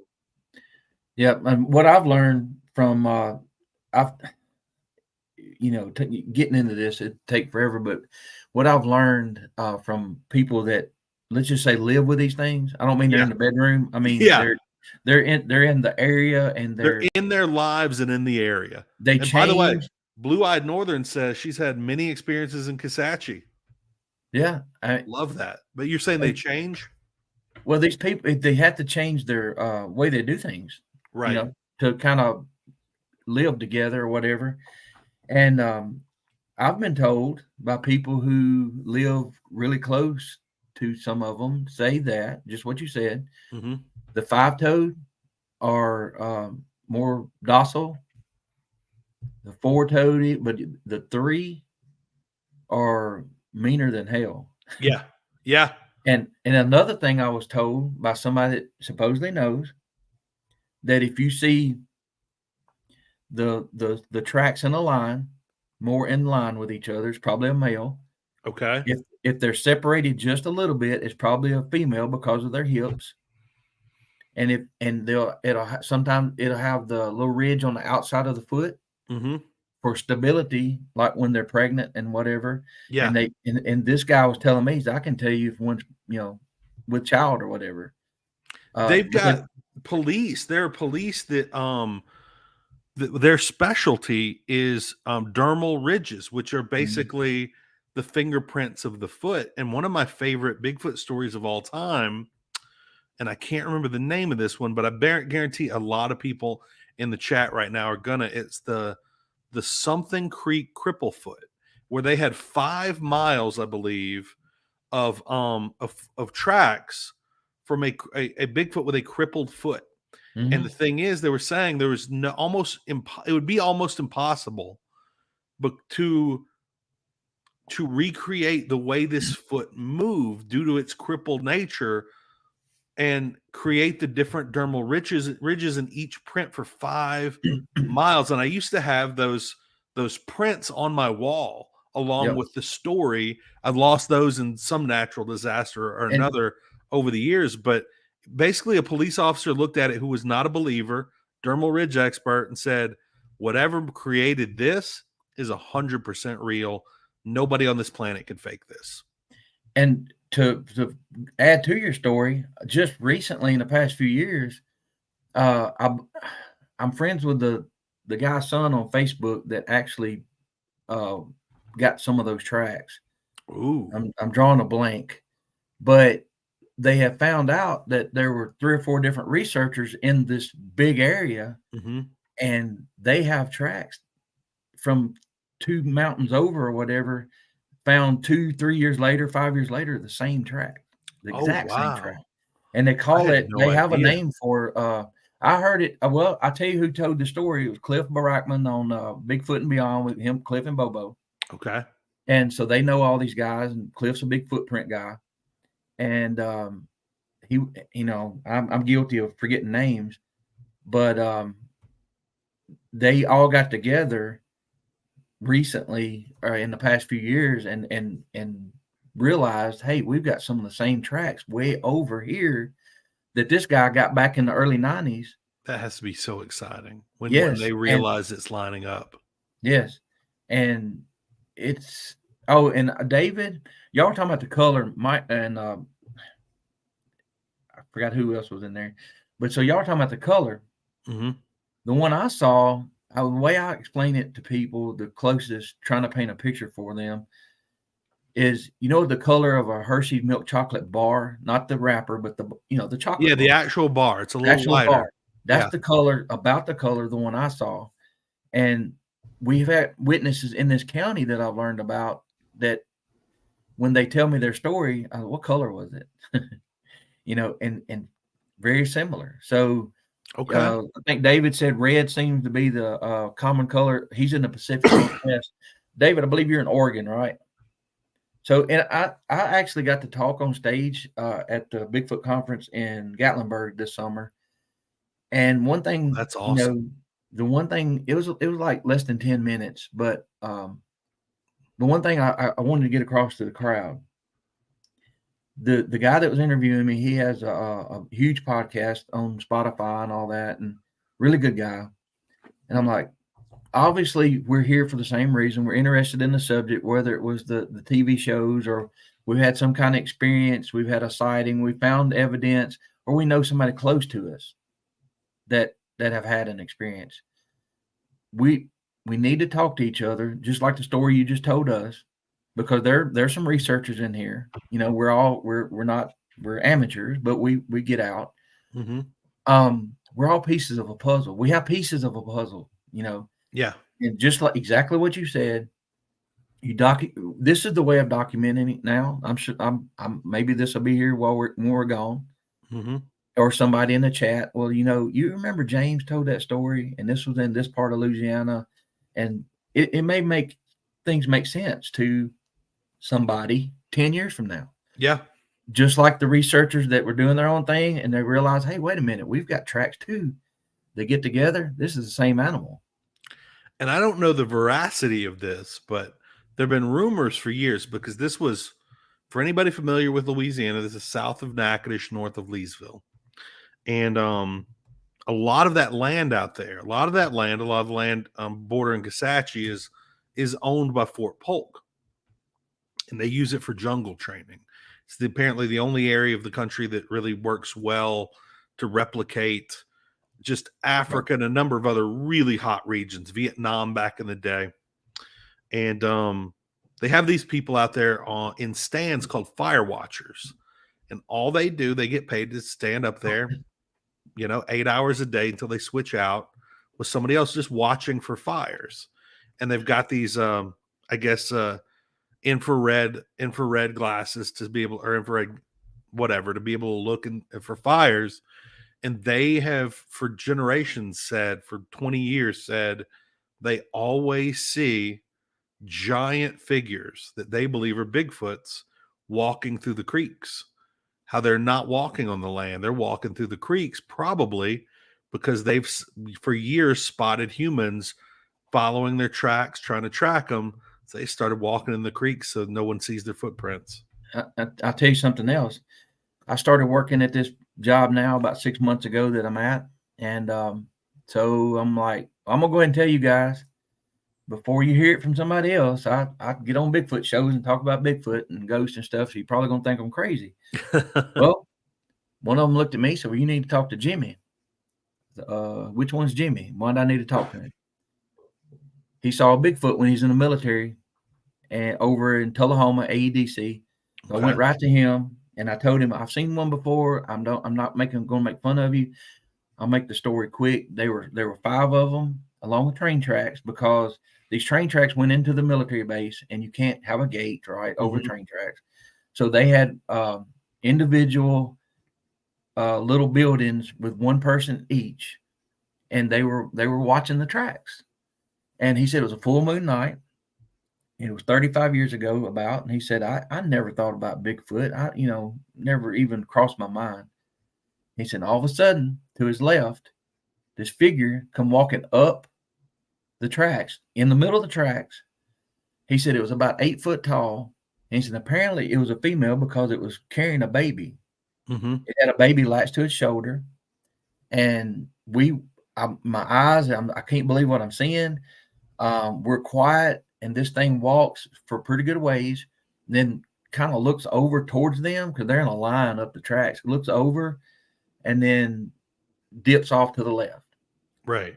So he said, I guess he was in charge. He went to the next guy. I said, listen, I want to talk to you. You tell me exactly what you saw. We're not going to talk together. I want to interview each person. Each one of them told them the same story. They saw the baby. He said, I'm going to give you some advice. You can do what you want to do, but I would advise you not to go back and tell anybody when we get back. Right. And he said he kept it quiet for years. He finally started talking about it, and gets the laughs. I said, Jimmy, I believe you. I promise you, I believe you. I mean, Yeah. and the And one now, thing. Go ahead. Sorry. Oh, well, and the one thing, people, James, you've been around NFL football players. Mm-hmm. You know how giant they are. Yeah. Until you've stood next to somebody that's 6'5", 6'6", 6'7", 300 pounds, you can't wrap your head around it. Mm-hmm. When you got something at 7 to 8 foot, 9 foot, 600, 800 pounds, that's the one thing you can't put it in people's minds until they see something like. No. And I've been around a guy 7 feet, and it's nothing like seeing one of these things. It's nothing. Yeah, because the mass that comes along, that's the thing. 6.5, 7.5 foot. That's until you see it, it's hard to explain. No, it really is. It really is. But I was going to say, what you're seeing there with the people suggesting to each other, let's keep this quiet, is the same thing you're seeing with all the whistleblowers from the Air Force, all these pilots who've engaged with them. And they say, we've had people say, we see these every day. Like, this is old hat now. We see these every day. And well, you realize they've built a culture of silence based on not even saying we're going to get you, but just if I say something, I might get got. Well, was it Bob Lazar that went against the grain, and he said he was young and dumb and was going to show his buddies, and he was actually working on. He brought his buddies out to the mountainside to watch them. Yeah, and they like an idiot. God love Bob Lazar. Not smart man at that point. Yeah, and as smart as he is, I mean, can you imagine having the knowledge and not being able to share it? It'd have to eat at you. It would eat you alive. Yeah, and some of the things he described, like you could walk under the craft that was hovering inside the hangar or whatever where they were working on it, and you look up and you couldn't see it. It was some kind of cloaking right there. They couldn't figure it out. And all of these whistleblowers, when they describe the craft, and when David Grush comes out and describes the crafts that we have, all of them back up Bob Lazar. All of their versions back up what Bob has been saying since the late 1980s. And to Blue-Eyed Northern, I've never had any experience in Wynn Parish, but I have had some experiences in Natchitoches Parish. And honestly, where my Bigfoot experience was right on the edge of Natchitoches Vernon. Like, it was almost certainly in Natchitoches Parish, to answer your question. And there's so much, and I'm starting to believe as I get into this and I learn, and they say the more you learn, the less you know. There's so many ways you can go. People call them rabbit holes or whatever. Mm-hmm. I'm starting to think that maybe a lot of this is connected somehow. A lot of this stuff. One thing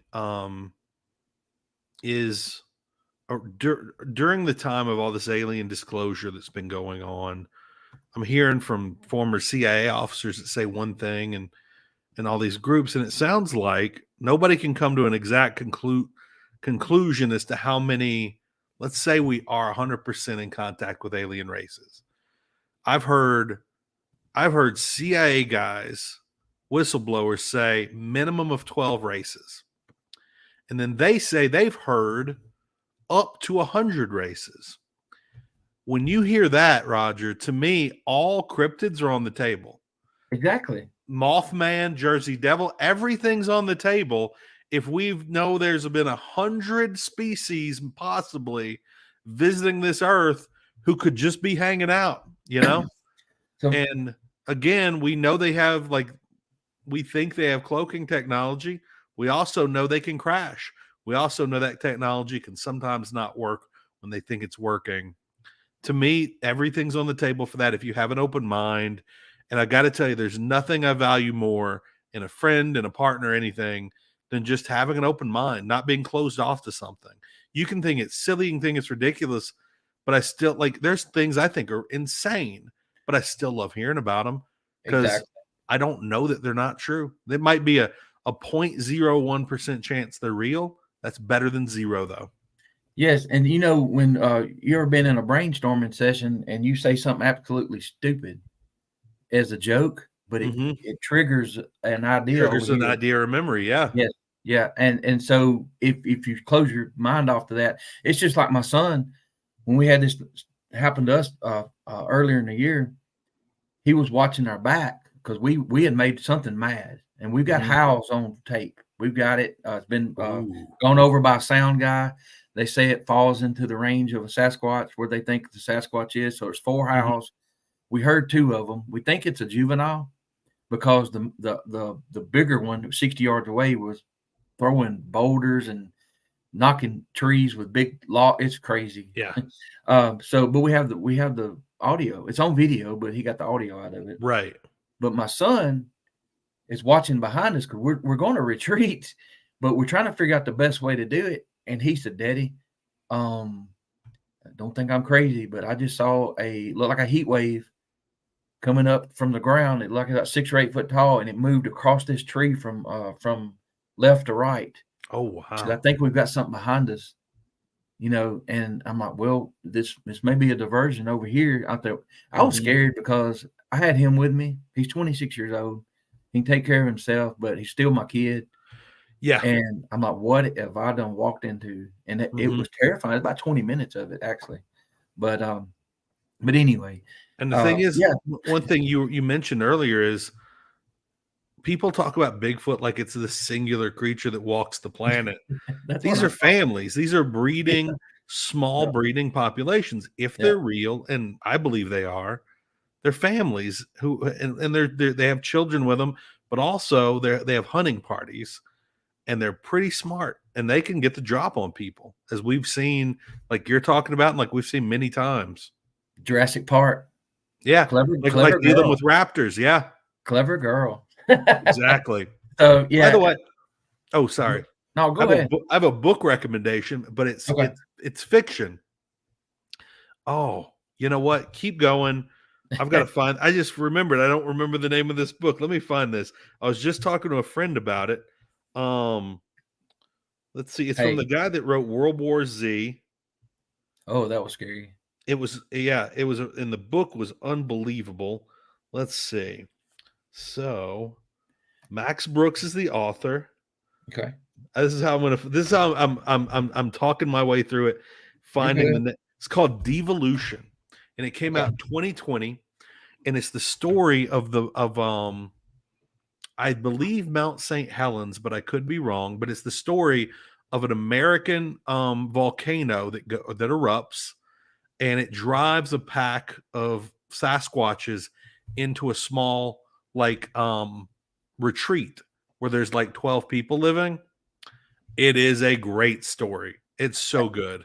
Have you seen the video when Mount St. Helens erupted? There's a guy out there that supposedly was military, and they told them they put them at the end of this road, and they said, whatever you see today, you do not talk about. And I'll paraphrase, make it quick, but they had a tent set up, and they're obviously bodies in body bags, but they didn't. Yeah. He wasn't there when they put them in or brought them in. He said a vehicle is coming up the hill. He said there's two military officers and a Sasquatch. They pull in. He goes over. They unzip the bags. He IDs the bodies. He looks all sad and he's shaking his head. IDs there, and then they go in and have a meeting or whatever with the Sasquatch. Oh, and wow. This is a YouTube video. You can probably search Bigfoot Mount St. Helens, and I'm about to do just that as soon as the show's over. And this, like you said, it's one of those stories you're like, holy shit, and is this real? But you get a vibe from people. But here's a danger too. So we can be fooled. I was watching a documentary, and I just got Prime, and I was watching it on Prime, and I'm getting into it, and I'm like, wow. I'll have to go to the bathroom. I hit pause. Well, when you pause on something on Prime, it tells the actors' names Yeah. on the bottom. Yeah. I'm like, oh, wait a minute. I went to IDMB or whatever it is. Heartbreaking. I said, oh my God. So you can be fooled. I mean, it's Yeah. By But the way, let's see. Blue-Eyed Northern saying she's having ongoing experiences in Wynn Parish, which is central, kind of north central Louisiana. You know, I don't live in Louisiana anymore. I live in Albuquerque, New Mexico at the moment, but I've got a lot of friends in the area who would, if you want some help looking into that, I don't know if you have help at the moment, but if you would like any help, hit me up on any social media. I'm at Peppermint Fatty everywhere, FATTY, and I'll put you in touch with some friends who would love to look into something like that with you if you'd like some help, some people from the Leesville area who are very, very into this, serious people. It's Sasquatch Chronicles with Max Brooks on Devolution. Oh, that's interesting. Okay, I want to look into that. But yeah, I mean, this is one of those subjects that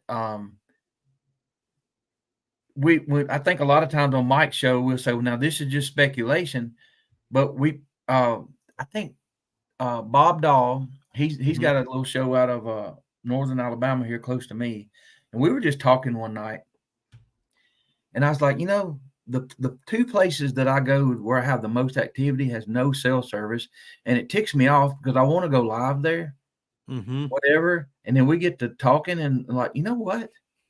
I wonder if there's a correlation between and we know no cell service is really rural out in the middle of nowhere, but we were kicking around the dumb ideas. What if the 5G and the cell service, if their energy, if they have this amazing energy, I wonder if it messes with them and they stay out of those areas, you know? And he's like, oh my God, did we just make that's not a bad idea. That's really interesting because it very well could. Apparently there's like 1 or 2% of humans that messes with.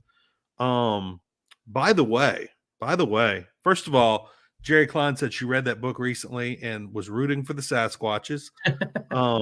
Yeah, a lot of spoiled rich people up on that mountain that day, Roger.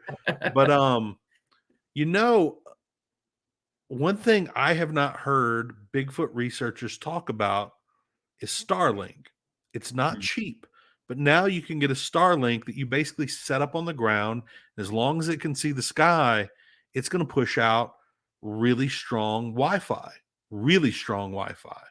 like middle of a city, gigabyte Wi-Fi. You could broadcast from your phones with that as long as it had a big enough range. And if you had although I imagine if you, I don't know if you would need a generator for it or if it probably has like a battery pack, I'm pretty sure. So you wouldn't need to make noise with the generator.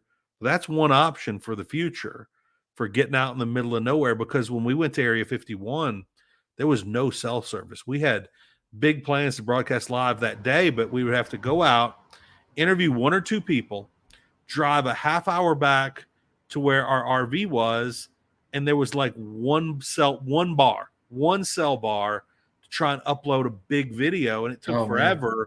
So we didn't get anywhere near the quality or the amount of videos we'd hoped for that day, because there was nothing in a large portion of this country. There's nothing, and generally that's where you're probably going to find what you're looking for. I remember that day. I was keeping an eye on it, and I remember like ever so many you would come on with an interview or whatever. How was that? You were there. Was it as big as expected, or was it just a party atmosphere? What did you come across? I mean, you know, I got asked this question. So Haunted Salem Live, Jack Osborne was part of that with the crew from, what's the name of his show again?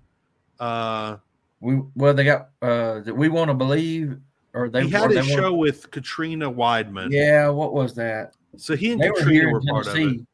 Oh, they were at Red Bowling Springs up at the Thomas House. Okay. We talked to the owner after that, and she showed us a picture that a guest had taken, and her dead sister was in the mirror. Ooh, wow. Guess what Roger did? He come back to South Tennessee. I didn't go in there. Yeah. So at the after party for that, like I was nervous. I didn't want to approach him. He actually approached me and said, "Are you Portals Peppermint?" Yeah, and I said, "Are you Peppermint Portals Hill?" Exactly. He's like, "Are you Peppermint Fatty?" I'm like, "Yeah." And he's like, "I heard you were at the invasion of Area 51. What was it like?" My friend, the guy that went on Joe Rogan with Bob Lazar, names are escaping me at this point tonight.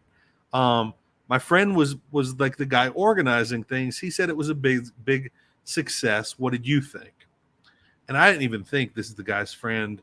I was completely honest. I was like, well, I thought it was kind of a small failure, but not completely. I said the issue was it was organization, because everybody went and did the invasion in the middle of the night. And then there were no events planned until like 6 p.m. the next night. Right. So all day, thousands of people drove in from around the country all day. There were people getting there at 6 a.m., 5 a.m., all day, and there was nothing to do. There was nothing scheduled other than they could go into a gift shop, buy gifts, drive about a half hour down the road to the Little Alien, which is a hamburger place and like motel ran by a woman who did not want all that stuff going on. And people just park there and kind of tailgate and hang out. And a lot of people left because there was nothing to do. So if they would have had something going all day long, like at any decent music festival, right, anything like that in America, you might have ended up having a couple of 100,000 people. But as it was, just people came and left all day because there was not anything there. And that comes down to the organizers. And I think it was a huge missed opportunity, especially the next year, because to me, the first one can be a little chaotic. That gives you a year to organize the second one. Right. And you could do it all again. They had the local sheriff's department out at the gate to Area 51, and they would let people walk up and take pictures. And they're just like, if you try and go in, see, Pup It Up knows, she's telling us about it. If you try and go in, they'd stop you and they'd say, like, don't make us get out the bed of our truck, man. Come on. And it was really well, like they handled it all very well. They knew everybody was coming. They were prepared. And it could have been a great yearly event where all these people who believe in UFOs, believe in UAPs could have gotten together, and it all just kind of died on the branch. And it was a real shame because I met a lot of wonderful people there, people who drove from Portland, from like Florida, from everywhere to be a part of this. And there really wasn't that much to be a part of. I was actually promised throughout the day I was going to get to talk to the guy that organized everything. I was going to get to talk to Bob Lazar. I was going to get to talk to all these people, but the only people I was ever allowed to talk to were the UFO brothers, who were really, really sweet. They had a special on Travel Channel. They were just really cool guys. I liked them a lot. But yeah, that didn't Trina Wagner saying, hey to Pup It up there. Jeremy Corbell. Thank you, John. I was supposed to be able to talk to Jeremy Corbell, but they told me, the people organizing it told me, he's a handful to deal with. They said he's a little bit of a diva, and apparently he said no when it came time to interview. So, and then he controlled all the other people because they were his guests he'd booked. So I didn't get to talk to anybody, unfortunately. Yeah, I remember when you, I guess you told us on one of the watch parties that you were doing that. Yeah. And I'm like, yeah, man, it's so cool. You were living the life, you know. You know, I'd sent an article to one of my bosses at Travel Channel and HGTV. They were the same people, about how, like, man, you guys really need somebody here to cover this. And I said, I'd love it to be me, but just you guys need somebody. That's all I said, like 6 months before. Yeah. And then about a month before, maybe a couple of weeks before, I was talking to another friend there who was just above me. And I was like, man, she's like, hey, sorry, I couldn't talk for a second. I had to go to this Invasion of Area 51 meeting. I'm like, man, I really wanted to go to that. And she's like, you are. And I'm like, what? I'm like, nobody told me. She's like, don't you know you're going? like you're supposed to leave in like 2 weeks. I'm like, this is the first I'm hearing of it. Like I got fully approved to cover this and nobody even told me. Oh my God. I cracked up at that because I thought that's how communication works in big businesses, in large corporations. Sometimes word doesn't make it down to us on the bottom. There'd been some crap you'd been watching. We're going live to James, and James is sitting in Louisiana. I'm like, I don't think they are. Hey, Mike Troiano's awesome. Here. And real quick, go ahead. Sorry about that, Roger. Wait, that's the kind of stuff people love to hear. That inside stuff, that you don't get to see. But that's the stuff I love to hear about for anything. Anything I'm interested in. I wanted to say real quick. So the haunted house I grew up in got knocked down in 1995, but a block away was the Beauregard Parish hanging jail, where only 1 or 2 people were ever hung, and it's this Gothic structure. It's gorgeous, and it was on Travel Channel's most terrifying places in America. And me and Shane Pittman from Holzer Files, we did an investigation there one night, and Mike Troiano flew from California to Louisiana to be a part of that. He brought some of the best equipment that was there that night. We found some really interesting things, and I just want to give a shout out to Mike. This guy is a true fan of the paranormal. He's here for all my shows. I'm glad he was able to show up before this one's over, and it was really great to meet him in Louisiana. Would he be a good guy to talk to on my show? I think so. He's got some interesting stories about some like old World War II helmets and such. Oh, heck yeah. Well, y'all, I've got my email scrolling across the bottom. It's squatchinholler@gmail.com. If any of y'all want to, if you have a story that you want me to read, I know if some people don't want to get on the camera, and if you want to stay anonymous, that's fine. I'll start doing some of that, maybe. Make it part of the show, maybe not every time, but if you want to tell your story, get it off your chest, because it helps out to actually get it put on paper, and sometimes you put it on paper and then just throw it away. It helps too, but I'll gladly read it for everybody. Okay, so one thing I got to do, y'all, please subscribe. As this is a new channel, as it grows, I'll be able to look professional like Peppermint Fatty here with his, I'll have my Titans screensaver on behind me. But y'all beat us here a couple weeks ago. But Roger, I just want to say subscribing is the most important thing, because back when I was trying to push my YouTube channel, I know you don't get monetized at all until you hit 1,000 subscribers. Right. So it's great to watch. It's great to like. If you could subscribe, suggest it to a friend. Nothing helps more than that. I appreciate it. And what I'm going to do, my son is kind of partners with me, and we're planning on having boots on the ground, videos. My daughter can edit, stuff, and we want to put out. We want to be thorough, but we want to have fun also. So we're going to be, if we're around a fire, y'all might hear some crazy stories or whatever, and we'll go live in some places. I want this to be a place people can come and tell their stories and feel safe. And because of Mike Bluler and Spencer and the guys at Woodwalkers and all that, and they've allowed me to tell my story and a few others, they've really helped me. So I want to extend that to other people. It's not about the money, but it does help. I'm not gonna lie. I'm gonna tell you, it will be put in. If you see me with headphones and a good mic or whatever, we're gonna put it into that. And it doesn't have to be a lot. Just every little bit. Couple new ones right here. Thank y'all. I appreciate it. And Roger, now, if I were you, I would start a Patreon down the road, and I would do like a weekly campfire. So if you're a Patreon subscriber, once a week you get live video from people at a campfire telling stories. That would be the most amazing thing. I'd subscribe in a heartbeat to that. You remember? I know you probably don't. I mean, but we interacted a lot in chat with the shows you were doing, the watch parties and stuff. And I said one night, is like, man, this is like being on the porch talking to friends. Yeah.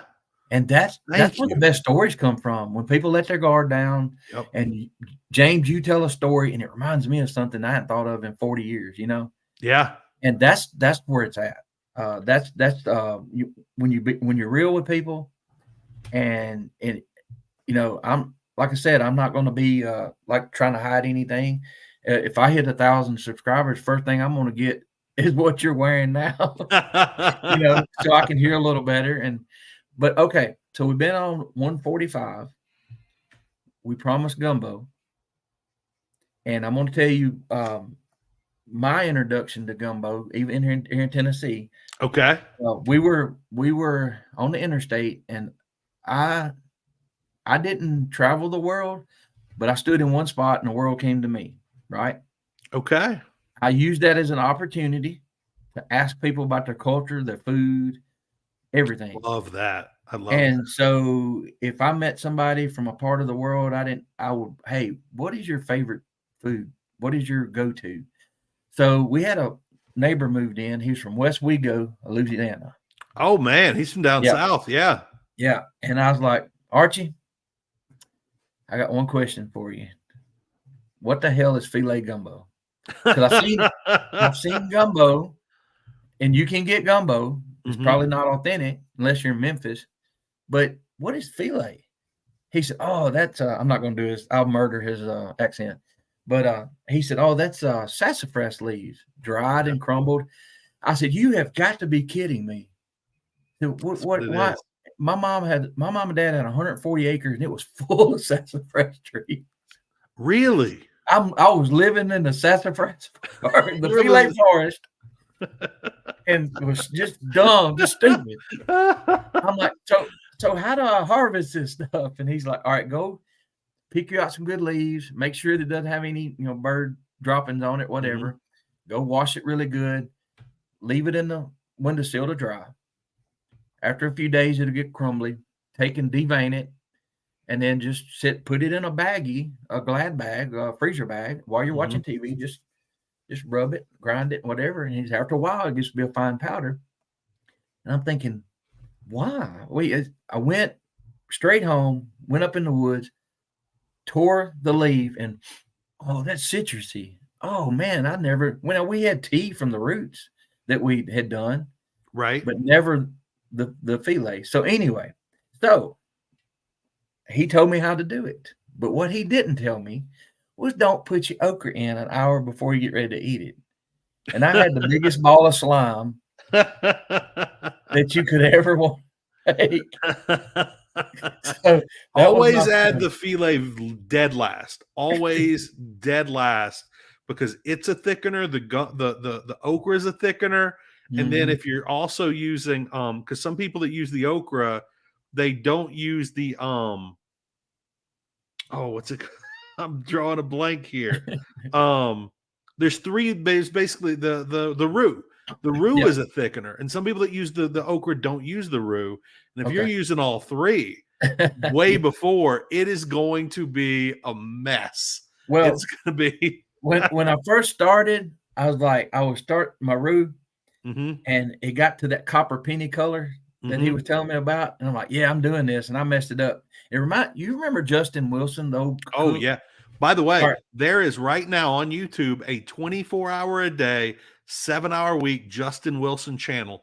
All it does is replay his old episodes 24/7. I've got to watch that. We had 4 channels when I was young, and channel 8, public television. That's the only thing I watched on there. And my favorite joke he ever told, oh God, was that this UFO landed in Louisiana, and two fellows were standing out there in the field, and they watched these 3 small green aliens walk off the ramp, and they come up and they said, "Take us to your leader."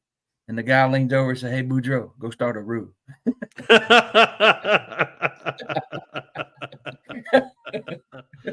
Oh man, yeah, they're about to host those aliens over rice, my friend. Yeah, that's right. But so is it gumbo? Is it just like pretty much what you have in the the cupboard and the freezer, or what is do you have a set recipe that you go by? Generally, I do. I mainly make chicken and sausage gumbo. I'm always sure I'm going to end up poisoning somebody if I make seafood gumbo. I don't know why, but I always do and I love eating seafood gumbo. But people say people in Louisiana lose their minds if you put tomatoes in it, and I'm like, I've had it from a really great place in New Orleans with tomatoes. Not a ton though, not a ton. But the thing is New Orleans Louisiana is very protective of its recipes. So if you're just throwing in a lot of nonsense, like mine are basically okra, roux, a couple bay leaves, chicken and sausage, a lot of chicken stock. And by the way, andouille sausage, if you can get it, which oddly enough, there's like 3 places I've been able to get it here in Albuquerque. Now the okra has been way harder, and literally, Roger, yesterday, 2 days ago, I went to Walmart, and they didn't have the actual vegetable sitting out, but they had bag upon bag of chopped okra. And I'm like, oh my God, I'm having gumbo this week. I grabbed every bag. I literally grabbed every bag they had. And it's so good. If anybody wants my gumbo recipe, DM me. I'll give it to you. I've got a really great red beans and rice recipe as well. And with both of those things, because of the spices involved, it's always better the next day. I make it late at night. I make it late at night when I'm all alone. I'm listening to a podcast. And then I put it in the fridge and I eat it over rice the next day. And it's so much better because everything's kind of soaked together and created this amazing flavor. Oh, I love it so much. When James tells y'all to contact him on social media, let me tell you how good of a guy he is. So we made my first trip to New Orleans 2 years ago, and my wife, I use that social media. Yeah, I was like, hey James, this is Roger. I don't know if you remember me. I'm going to New Orleans. I got like a day and a half, 2 days. Where do I need to go? What do I need to eat? This guy. Did I hook you up? I can't remember. Listen, not only did you hook me up, you took time out to make a itinerary. So I care. I want people to love that city. I want people to love it. And Heather's like, where are we going? Well, James said eat here, so we got to go do this. And one of the best breakfast I ever had in my life was at the Ruby Slipper. Ruby Slipper, yeah. Yeah. Oh, it's so good. Right across from I know they got a few of them, but right across from the Harrah's Casino. Yeah, that's a great one. We stayed in that hotel that it's connected to there. Okay. And it was I think it opened, whatever time it opened, there was a line. I'm like, we need to eat here because there was local folks. And so we went to a couple of the restaurants, and when you only have a couple of days, I didn't want to swing and miss, right? Yeah. So I really appreciate that. And another thing that happened on that trip, we stopped. James helped Ben and Aaron Napier on with HGTV, right? And kind of help on Hometown. Well, we stopped in where Laurel, Mississippi. We stayed overnight there, and I tagged James on Twitter and said, "Hey, can you tell me where we need to eat breakfast?" Aaron, I think you tag Aaron. Said, hey, where do they need to eat breakfast? She answers back, "Hey, go to this spot." Oh, I love it. We did, and it just made the trip that much more better. So I'm really glad you guys had a great time on that trip. We did. I really wanted you to. Well, I'm gonna tell you what now. I love the history, but some of those shops and back alleys and some of that stuff's been there for I don't know 400 years. I mean, for longer than it was part of America. And it goes back so far. You can feel the energy. Yeah. You can. I've walked by an opening, and I just chill bumps. I don't know what it is. I don't know what I don't know, but I've had experiences with stuff, and I would look over, and I got to where I wouldn't even look over. I've been walking down the street in the French Quarter at night, a friend wanted to go to this one location and see what we could find outside of the my brain shuts down after 9 p.m. It was where where American Horror Story was partially based during their New Orleans season, at this house where there was this horrible slave mistress who did insane experiments on her slaves. I should know this. I know this like the back of my hand. I can't think of the word. And just on our way, and we did this at 2 a.m. Like the route we were taking, most things, it was like, and it was on a Sunday night, everything was shut down. And all of a sudden we just hear a loud sound coming from the girl's purse I was with.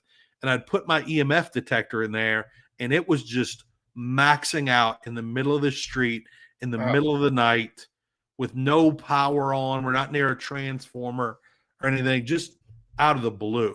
And it was one of those times where you're like, you could feel it already. You could feel it already. And there's so many places in that town where there aren't any like registered ghost stories in books or on Travel Channel, but you go in and you talk to the bartenders and they'll tell you about glasses floating across the bar and them having to watch their heads because things were shoving wine bottles off onto their heads during their service, and how they have to watch it every time they go in front of this one section of the bar. They've got to look up and make sure wine bottles are not about to fall off. It's wild. The Jackson Square area, I sat there for, it was a couple hours with all the street performers and the artists and all. Oh man, it was so nice. And when we came back, we went over to the water. I think there's train tracks, right? Yeah, you cross the train tracks and you're at the Mississippi. And we walked the edge of that wall all the way back. There was a museum or something on the right. Yeah. We went I don't remember what museum that is though. We went all the way down, walked that all the way along the water and crossed. There's a mall down there close. And it got so cold. And this is another thing, guys, just because it's way south, if you're down there on New Year's, you better carry some long sleeves, because that wind coming off the water cost me $70. I had to buy a jacket. I got to tell you, I heard all about the dry heat out here, and it's real. And the dry heat in Albuquerque is so much better than a Louisiana summer. But what nobody told me, Roger, is the dry cold. I go out, it's 25 degrees out here. I walk outside in shorts and a t-shirt because a Louisiana 45 is way colder, because at 80-90% humidity, with that water in the air being that cold, it freezes the pants off you. And out here, it's just so mild. It feels like 50 degrees when it's 25. I've experienced that cold out in the desert out there. We went to Phoenix, the southern route, and came back, on 40. Went up to Williams, Arizona, cut across. I've been out there a couple of times. Williams is amazing. Yeah. Williams is the home of Bearizona, where a bear bit off a part of my car, and it was the best thing that ever happened to me. Drive through Bear Park. Well, oh my God, I wish we had a lot of time. Let's do this again sometime. I am happy to come back anytime. If we get a lot more followers or subs, I'll definitely ask you to come back. Because I could talk for days. You can tell. Yep. And there's so many stories. There's so much. By the way, LaDonna Fountain helped me out here. It was the Madame Lalaurie mansion we were going to that night, and I can't. It kills me I couldn't remember that name. Well, you didn't you? Did you do ghost tours, or you were planning on it and COVID hit, right? Yeah, I was planning on doing that and COVID hit, and I wasn't able to do that because I really wanted to do like videos where I'm basically giving you the ghost tour that all these people charge so much for, one building at a time. And I wanted to go to Madame Laulaurie's and all the other places, but hurricanes hit and then COVID hit. And it's strange that I've never met you. Blow. Is it not strange that I've never met you and I know so much about what crap you've been doing? Well, you know what I mean? Also, like, you've been to all these places I've been as well. You were there with me through all of it, because most of this happened in those couple years right before COVID and right after. Yeah. And some of my best friends I've never met, legitimately. Most of the people I'm talking to here who are good friends, Trina Wagner, Alex, Mike Troiano, I did meet, but so many people here I've been friends with for years, Jerry Klein and her boyfriend Al. I love these people. These are some of my favorite people in my life. We talk every single day online. Never met them. Well, you come across as a genuinely good person, and when you make people laugh, that's a plus. And I enjoyed, me and my wife got married on it was Pi Day, March 14th, 2020. Okay. And that was the weekend that everything went crazy with COVID. Yeah. And I was so blessed to have met her and the timing, and I don't know what I've done by myself, but even at that time, I would have my phone going and she would hear your voice and I would be laughing. And of course I would be saying stuff in chat and you read one of my comments. She'd look at me like, what are you doing? That makes me so happy. All I wanted to do was make people feel comfortable and laugh. And it really makes me happy to know that I've done that for people. And I'm always blessed to hear stories like that. So, years ago, you remember when Pat Sajak did, he tried his own Tonight Show type thing? Yeah. Yeah. Okay. So the guy that he did that with was Dan Miller, and how he knew Dan was he worked on the news here, Channel 4, and Pat Sajak he was a weather guy, I believe, back in the day here in Nashville. I think so. Yeah. So he was his co-host, and so Dan, years later, that show didn't work out. Dan came back to Channel 4, and he passed away at a golfing tournament. It was Augusta, I believe. He had a heart attack while he was there and died suddenly. And people were like, "Why is everybody so upset?" I'm like, "Listen, just listen to me for a second. Dan Miller was in people's living rooms in their house while they're eating supper. They heard that voice. You get connected to these people. You don't know them, you know, but they become part of your life. You're like family almost. Yeah, it's an acquaintance, And I said, so if people take it hard, just let them do it because it's not that strange. You know, Roger, this is something I've been thinking about lately. In that I was talking to some friends and I was saying, when Steve Irwin died, it hit me hard, way harder than I thought it would, but it hit me hard. Like my family used to get together and watch Steve Irwin. My friends' families, I'd go over there, they'd all be watching Crocodile Hunter. And there's so many people now that listen to the same podcasts every day. There's a guy, he's a pro wrestling MMA guy named Brian Alvarez. I've been listening to his show, F4W, daily since 2005. I've listened to this man every day for almost 20 years. And when some of these podcasters start passing away at some point in the future, it's going to be devastating. I think it's going to be shocking to people that put together obituaries for TV that some people they've never heard of because they weren't in the right genre it's going to be devastating losses to America because these people are in your homes every day for hours a day, minimum an hour, most of them. For Brian, I would be listening 2 or 3 hours a day forever. It would drove one of my exes crazy. Every CD I'd put in was a burned podcast. It starts out with, "How's it going, everybody?" That's how I start every show. And like with these things you're talking about, these say newscasters that were in your home every day, there's going to be people that we know way better in the future, and that's going to be really. It's a kind of a sad thing to get on near the end of the show here. It's just something I've been thinking about lately. And it's exactly right because Squatchin Mountain Mama said me and my children cried over Steve. Yeah. Now my son's 26. My son is 26 years old. He's my go-to guy when we're in the woods. Mm-hmm. I've been hunting all my life, and I've heard things that I couldn't identify right away. He said, "Oh, that's a mother mountain lion calling for a young." And I'm like, "What?" And get on YouTube, Google it. Well, hell, that's what it is. I didn't know they could scream or whistle like that, And so his teacher came to me in grade school, said that he's my go-to guy with animals. I said, well, it came from Steve Irwin. The day that I got the news, my cousin came in our store and said, "Man, did you hear about Steve Irwin?" And I'm like, "Oh no." What? He said, "Yeah, man, he just died and blah blah blah." My son was probably 3 or 4 years old, and I called his grandmother. I said, "Let me talk to Peyton." I said, "He's heard about Steve." She said, "Yes, we just saw it on the TV." I said, "Hey, buddy, that was his first death. That's his first dealing with death."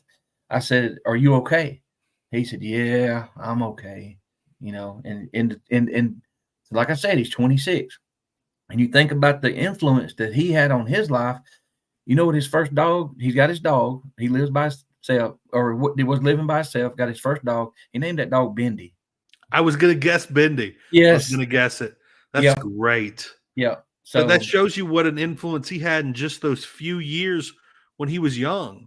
Right. And man, I see people in the chat talking about how that's what's going to happen when the guys from like last podcast on the left pass away.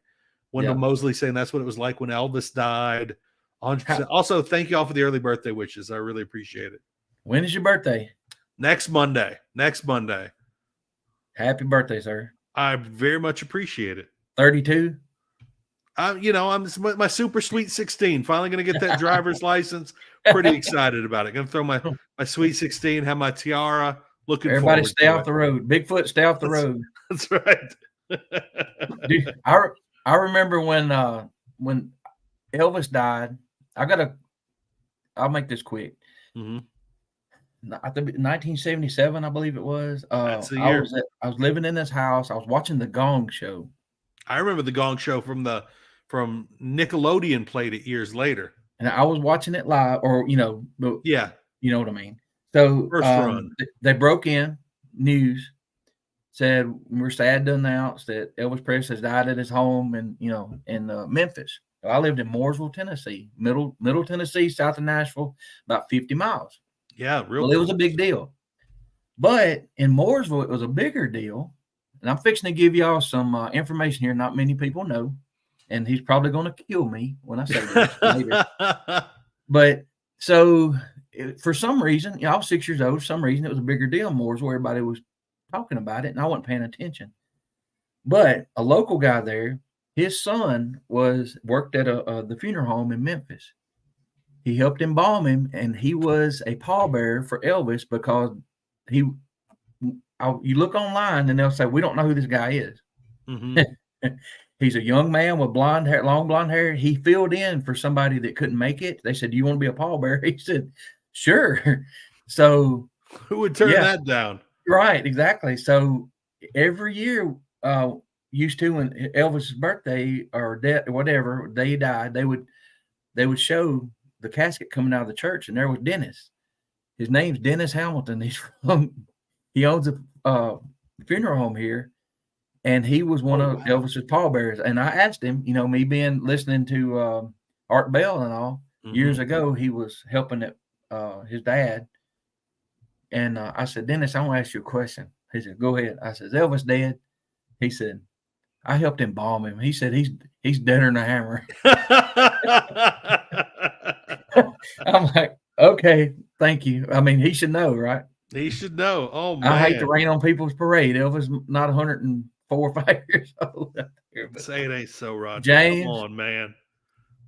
I want to thank you so much. I never dreamed, that you would come on because, I looked up to you and I actually learned from you in your watch parties and how you interacted with the people and just being yourself, basically. But that's what people like, and that means a lot to me. I really appreciate that. And I asked this man one time. He's a sportscaster, and I thought, well, he's not going to come down to see our high school team or whatever. And I was trying to help out with the media and all that with his little radio station. And I reached out to him and he said, yes. So these guys that with all this experience loved him because that's what they did too, but they were on a really smaller scale. Mm-hmm. And one of them asked him, they said, "Joe, how did Roger get you to come down here to Lewisburg, Tennessee?" He looked at him. He said, "He asked." So I shot my shot, and I appreciate you. I really do. You got a lot of great people that follow you, and I just glad to let you know some of these stories, how you've influenced us or been there with us and you didn't know it, you know? So I cannot tell you how much that means to me. And I've had a really great time here with you tonight. And it has felt like we've just been sitting on the front porch and just sharing stories. And I could do this forever. And thank you so much. And if you ever want me back, just ask. I will do it. You might be my 1,000 subscriber celebration show. I'm down for that. I'm ready to roll. All right. Well, y'all go follow him on Twitter or X or whatever it's called now. He's also is it sportstalk977.com. I do a weekly show every Wednesday. So tomorrow at 3:30 Central Time. And right now I'm the director of social media for the Reels Network. So if you ever tune in on a Friday or Saturday night to our big show On Patrol Live, I'm running the On Patrol Live Twitter at official OP Live. On Patrol? That on the Patrol live on Patrol? Yeah. I didn't know that. Oh my God. That's right. I run social media for the company. They hired me just because they were about to sign that show. Live every Friday and Saturday, 3 hours a night. Starring, of course, Dan Abrams, following 9 departments around the country, including a wild new one out of Arkansas. Well, I used to watch that, and they killed it for a while, didn't they? Yeah, it was a different name back then, but But Dan Abrams created a new one, a new show, and we've got it on Reels. It elevated us from like the number 74 network on television to the top 14, maybe top 10, virtually overnight. Squatchin Mount Mama and the rest of you, he's James B. McDaniel. Yep. On Facebook. On Facebook. You can go. We're friends on Facebook. You can go to my friends list, and you'll see him. And just add him from there. He's entertaining. That's all I can say. Thank you so much. And everybody in the chat, if you're my people, thanks for showing up. You're Rogers people. It was great to meet you all. And I love that every time we do a show like this, Roger, the people in the chat are as knowledgeable as anybody on the screen, helping me out with so many things I couldn't remember because my memory's garbage these days. Thank you all so much for being here with us. Thank you for helping out and adding to the conversation. Really means a lot to me. Hey, I'll talk to you later. I guess we're friends now, right? We need to have little necklaces and stuff or whatever. So I've got it ordered right now. All right. Get your half in the mail. You have a good night. Have a great night, Roger. Have a great night, all of you. Thank you. Thank you.